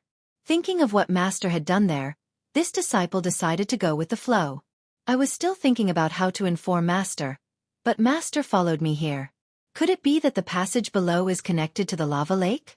Jianghu transmitted a few words to Xiao Hua in a low voice. Xiao Hua nodded slightly. His figure transformed into the appearance of dragon vein Xiao Hua and rushed out of the tunnel from a cave. Similar to the lava lake of the stone giants, Jianghu's lava lake was also like a large bowl. At this time, several stone giants were crawling in front of Jianghu, respectfully saluting her. The pious look on his face was very similar to that of the old stone giant. Behind these stone giants, the thousands of stone giants that had been fighting earlier were now in a neat formation. They lowered their heads, not daring to look directly at Jianghu. Behind Jianghu, there was also a similar Buddhist shrine with a mighty dragon coiled within. Master, what should we do now? Seeing Xiao Hua fly out and land in front of her, Jianghu hurriedly bowed and asked. Dragon God, Dragon God. The stone giants who were originally kneeling heard the movement and hurriedly raised their heads. Seeing the dragon form Jianghu saluting Xiao Hua, they were greatly shocked. Xiao Hua's dragon form seemed to be more imposing than Jianghu, and even the halo above the dragon horn made them feel a sense of worship. They couldn't help but crawl on the ground and cry out. Xiao Hua had already subdued a group of stone giants, so he naturally understood the situation of this group of stone giants. He nodded slightly and let out a cold snort. With a wave of his hand, fire attribute primordial stones fell into the lava like raindrops. Then Xiao Hua's dignified voice sounded, "This is the food this sovereign bestowed to you. From now on, you don't need to invade other people." Speaking till here, Xiao Hua couldn't continue. Clearly, these stone giants weren't enlightened and didn't understand what he was talking about. Moreover, these stone giants only had primordial stones in their eyes, so how could they care about what Xiao Hua was talking about? Xiao Hua looked at the several stone giants kneeling in front of him. Then he raised his hand and pointed his flower-like finger at the forehead of these stone giants just like Buddha Bodhi did before. Soon after, Xiao Hua also sent these stone giants into the space and opened them with a Tao secret technique. After sending these stone giants out of the space, Xiao Hua narrowed his eyes and looked at the Buddhist shrine. The dragon god statue inside was different from the Buddha statue of Nanwu Maitreya. There weren't any changes. Thus, Xiao Hua's heart became gloomy. Master. Seeing the tens of thousands of stone giants lined up in the lava, just like before, Jianghu said in a low voice. Senior brothers are all over there. If this disciple teaches these stone giants alone, I'm afraid I won't be able to take care of them. These stone giants who believe in the dragon god are different from the stone giants who believe in Buddhism. Their temperament is somewhat irritable. If they obtain a divine ability, they might invade other stone giants. At that time, Master would have to work hard for nothing, and that would be terrible. Master understands, Xiao Hua said as he took out the Kunlun mirror. First, send out the Lu family's disciples from the Kunlun Immortal realm to assist you. Then, Master will go back and discuss with your martial uncles. There must be other stone giants in the lava, so we might as well enlighten them. Okay. Jianghu naturally didn't have any objections, replying, "Disciple will listen to master's instructions." Xiaohua sent out 100 Lu family's disciples, then returned to the lava lake. He told Buddha Bodhi, Confucian cultivator Xiaohua, and the others his plan, and they all agreed. Then, under Confucian cultivator Xiaohua's suggestion, Xiaohua went to the edge of the lava lake, took out the Kunlun mirror, and sent out the tens of thousands of elite soldiers who had been fighting in the Kunlun immortal realm. These Fortune Gate's disciples had gone through many battles, so they had long learned to obey orders. They obeyed Xiaohua's orders as if they were military orders, and there was no need for Xiaohua to explain too much. After Xiaohua finished speaking, these disciples began to plan and discuss countermeasures. In the time it took to eat half a meal, everyone had come up with a complete plan. These plans were passed to Lu Yi and the other disciples, and then to Xiaohua. When Xiaohua saw these plans, he couldn't help but be moved. What Xiaohua thought of, these disciples gave practical steps. What Xiaohua didn't think of, these disciples gave suggestions based on their own understanding. There were even many things that Xiaohua didn't consider. First of all, Xiaohua only wanted these disciples to teach the stone giants in the lava lake. These disciples felt that teaching the stone giants would hinder the heavens' justice. Moreover, if the stone giants were in trouble, other races would also be in trouble. Therefore, they suggested not only teaching the stone giants, but also the golden-armored little man and other desolate races. Secondly, Xiaohua only wanted to teach the stone giants, but these disciples felt that since the desolate land was so big, there was no harm in expanding the scope of teaching. After all, this was not a war, and some disciples with lower cultivation could also contribute. Therefore, they suggested that Xiaohua let out all the Shenhua continent's disciples that could, as a kind of travel and a kind of test. Finally, they also suggested that Xiaohua and the other Grand Ascension Realm cultivators should stay in the center and immediately teleport over to defend against any desolate beasts. Especially Xiaohua, because he controlled the Kunlun mirror, all the desolate races that were taught had to enter the Kunlun immortal realm to be enlightened. Therefore, Xiaohua had to establish a communication channel with these disciples, and when Xiaohua was needed, Xiaohua should be there in a timely manner. Ha ha ha. Xiaohua looked at these suggestions and plans and beamed with joy. He clapped his hands and said, "With such disciples in my fortune gate, why should I worry about the Tao gate? Fuck, if the immortal emperor says half a word more, this daddy will lead the fortune gate to break through the immortal palace." Then, Xiaohua's eyes turned, and the Kunlun mirror in his hand trembled. Tens of thousands of fragments fell into the hands of these disciples, and he said, "You all hold on to this item. Whenever you need this old man, use my fortune gate's cultivation technique, and this old man will immediately descend. Also, you all have a mission. When you search the desolate land, find a suitable place for my human race to live, and report to this old man in detail." Yes, this disciple understands. Over 10,000 disciples answered in a low voice, and their voices were quite loud. Subsequently, Xiaohua activated the Kunlun mirror. As a bright light flickered, a steady stream of Fortune Gate disciples flew out from the so-called Kunlun paradise. According to the previous agreement, Lu Yi, Yuanya, Yu Zhongquan, and other disciples led the way, flying off in different directions. Fellow Immortal. Watching groups of disciples leaving, soul cultivator Xiaohua rubbed his nose and said with a wry smile, "No matter how I look at it, I feel that you're going to occupy the entire continent Ah. I have no reason to occupy this continent Ah." Xiaohua pursed his lips and replied, "I just feel that educating the desolate lands races is a kind of merit, and it's quite troublesome for me to do it myself. That's why I'm distributing the merit to my disciples." "Then why are you looking for a suitable place for the human race to live?" Scholar Xiaohua was puzzled and asked again. "Fellow Immortal, have you forgotten the incense cult's mission?" Xiaohua smiled and said, "Don't tell me I'm going to bring the incense cult's primordial spirit-cultivating disciples to the hidden immortal mainland? Are you going to treat them as Confucian cultivators? Or Tao Gate?" "Indeed," Scholar Xiaohua said as if he had just woken up from a dream. "Although this continent is mysterious and desolate land, it's still a higher realm, and is very suitable for the incense cult's disciples.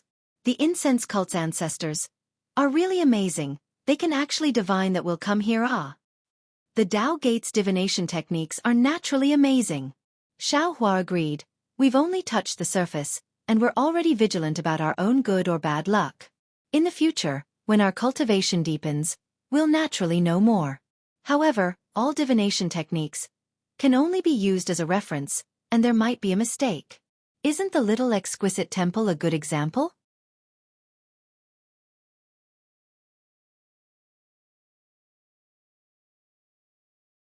Chapter 4193.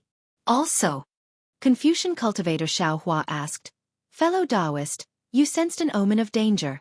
We must leave as soon as possible. Aren't you afraid of causing trouble by placing the fragrance cult's disciples here? That omen is directed at us. It shouldn't involve the fragrance cult's disciples. If we bring them to the hidden immortal mainland, they will be in even more trouble than now. Moreover, I will take a look at the karma manual before leaving this place. Speaking of this, the Kunlun mirror in Xiao Hua's hand suddenly glowed like a firefly. That's fast, ah. Xiao Hua was surprised. It's only been a short while, we haven't sent all the disciples out yet, but there are already disciples over there informing us that they can use the spiritual enchantment technique. Xiao Hua released his divine sense. Sure enough, several hundred li away, Yu Zhongquan was leading a group of Fortune Gate disciples deep into the mysterious ice land. There were a kind of fishmen covered in light blue scales. These fishmen were waving their fin-like arms at Yu Zhongquan, and they were chanting the same Buddhist mantra. Xiao Hua's divine sense swept the fishmen into his space, asking Buddha Subhuti to use a Buddhist technique to enchant these fishmen. Subsequently, Xiao Hua sent these mermen back to the land of mysterious ice. When Xiao Hua retracted his consciousness, he could clearly see that the Buddha statue of Jianghu in the land of mysterious ice had split into two again. In the following months, Xiao Hua and his avatars did not remain idle.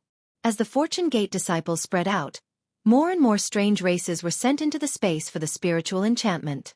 These races were similar to the stone giants, but their appearance and living environment were completely different.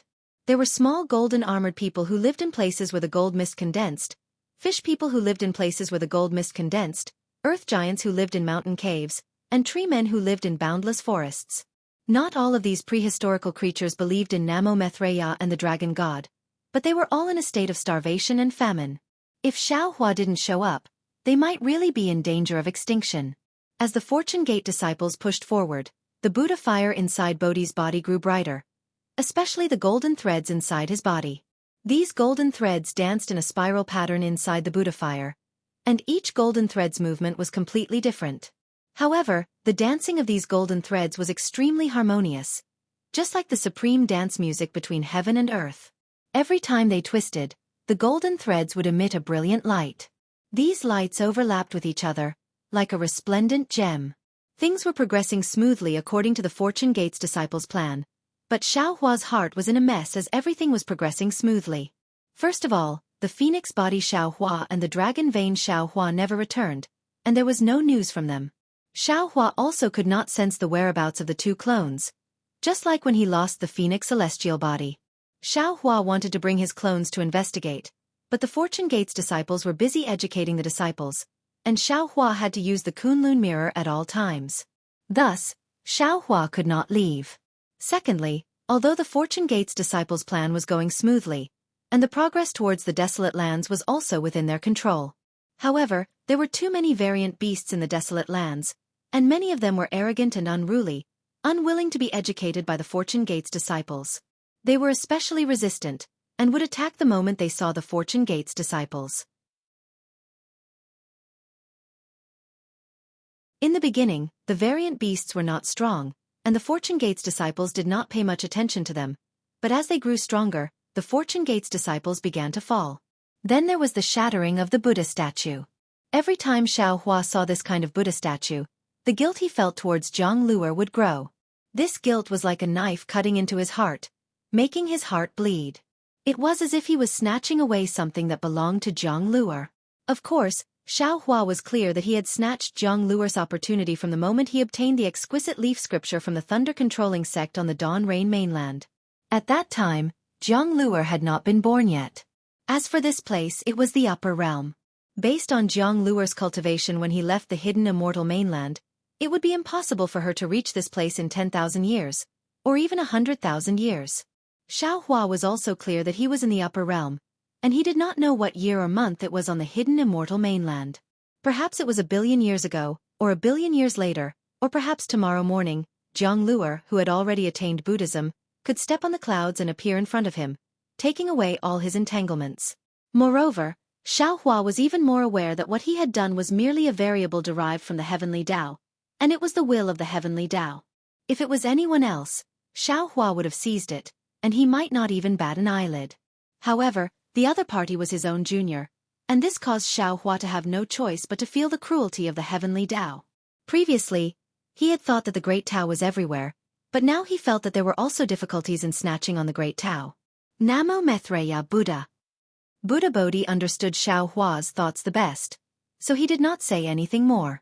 While educating the alien tribes in the untainted land, he only recited Buddhist scriptures. The compassion between his eyebrows grew stronger, and the Buddha's light around him became denser and denser. At the edge of the 8th-grade lotus throne, the shadow of the 9th lotus could be vaguely seen. But because the exquisite leaf scripture was not complete, not to mention the 8th-grade lotus throne was not complete, the 9th lotus could not be born. When Buddha Bodhi saw Jing Luer's Buddha statue, he had already made a decision. He had already cut himself off from the mortal world. What he needed to do now was to fight for the survival of the alien tribes in the untainted land. Buddhist fruits and good karma were no longer within his consideration. Even if he accumulated good karma because of this, Buddha Bodhi would return it all to Jianghu when he saw her. Fellow Immortal. On this day, when the sun was setting and a layer of red sunset enveloped the surroundings like a pair of shy eyes looking at the earth, Xiao Hua felt sad. He was a little shocked, so he stood up from his cross-legged position and said to the Confucian cultivator beside him, "Fellow Immortal Long Mai and fellow Immortal Phoenix Body did not send any news. I am a little worried, so I'll go and have a look." With that, Xiao Hua handed the Kunlun mirror to the Confucian cultivator and said, "The Kunlun mirror is a congenital object, and the Kunlun wonderland in it is similar to the Shenhua continent. Now that you can control the Kunlun mirror, you can do what I did in the Shenhua continent in the Kunlun wonderland. I'll leave the awakening of the alien tribes in the untainted land to you." Good. Confucian cultivator Xiao Hua took the Kunlun mirror and spat out a 3-colored true qi that wrapped around it. The Kunlun mirror spun and immediately shrank to the size of a thumb and fell into Xiao Hua's stomach. Xiao Hua then said, "Fellow Immortal, rest assured, I will take care of things here with the little monk." At this point, a mysterious smile appeared on Xiao Hua's face, and he changed the topic. "In addition, I have a piece of news that I don't know if it's good or bad." Xiao Hua raised his eyebrows and asked curiously, "What is it?" Even fellow Immortal is a little hesitant. After fellow Immortal tempered bones enlightened the alien tribes, he began to have simple emotions, and I seemed to be able to sense the existence of the Shenhua continent. Xiao Hua looked into Xiao Hua's eyes and replied word by word. Hiss. Xiao Hua sucked in a breath of cold air, and a strange light flashed in his eyes. He finally knew the reason for Xiao Hua's hesitation. The Shenhua continent that Xiao Hua mentioned was naturally not the Shenhua continent within the Kunlun immortal realm that Xiao Hua told the Fortune Gate disciples, but Xiao Hua's space. Xiao Hua's space was Xiao Hua's biggest secret. Until now, Xiao Hua had never told Lu Yi, Fu Jiwen, and the other disciples. All of them also thought that the Shenhua continent was within the Kunlun immortal realm. As for Xiao Hua's several clones, although Xiao Hua did not intend to hide anything, he never thought that his clones could sense his space. In particular, although Confucian cultivator Xiao Hua's words were very ambiguous, the meaning was clear. Now that Xiao Hua could only sense space, then one day he would be able to enter the space without Xiao Hua. Even, there was a possibility that Xiao Hua would be able to control the space. Since Xiao Hua had this ability, what about the green-robed Xiao Hua, the soul cultivator Xiao Hua, and the phoenix physique Xiao Hua? In the future, they would naturally be able to enter the space at will. Ayo! Thinking of this, Xiao Hua's heart suddenly became alarmed. Damn it, this fellow immortal is not the first clone to be able to sense space. The most powerful one is the green-robed one. This guy is the first clone to be able to freely enter and exit the space. The earliest should be in the Spring Forbidden Sea, right? No, it might be too early. Those few times when I was in danger. He came out of the space to control the body when I fainted, but I did not care too much. If fellow Immortal did not mention it, I'm afraid I would still be in the dark, right? When he thought of his only secret being controlled by his 10 clones, Xiaohua's heart became empty for no reason. He had lost the most important thing. Looking at Xiaohua's smile that was not a smile, Xiaohua asked, "Fellow Immortal, did you only have this feeling today?" In the past, it was vague, but recently it became clear. Xiaohua did not hide it and replied, "I, a Confucian cultivator, emphasize not to look at indecent things and not to approach indecent things, so I felt that I should tell fellow Immortal." Green-robed Xiaohua naturally did not have such moral integrity, so he could enter and exit the space without fear. "Forget it." Xiaohua pondered for a moment and said with a bitter smile, "Xinhua continent is our own. We can hide it from others, but there is no need to hide it from fellow Taoists. Fellow Immortal can rest assured. Fellow Immortal is our main body. You are the master of the space. We can only enter and exit the space." Xiaohua said again, "Actually, if we have more abilities, we can probably help fellow Immortal more." You're tuning in to the Wisdom Diary YouTube channel. Don't forget to subscribe and join us on this journey to catch the most captivating stories.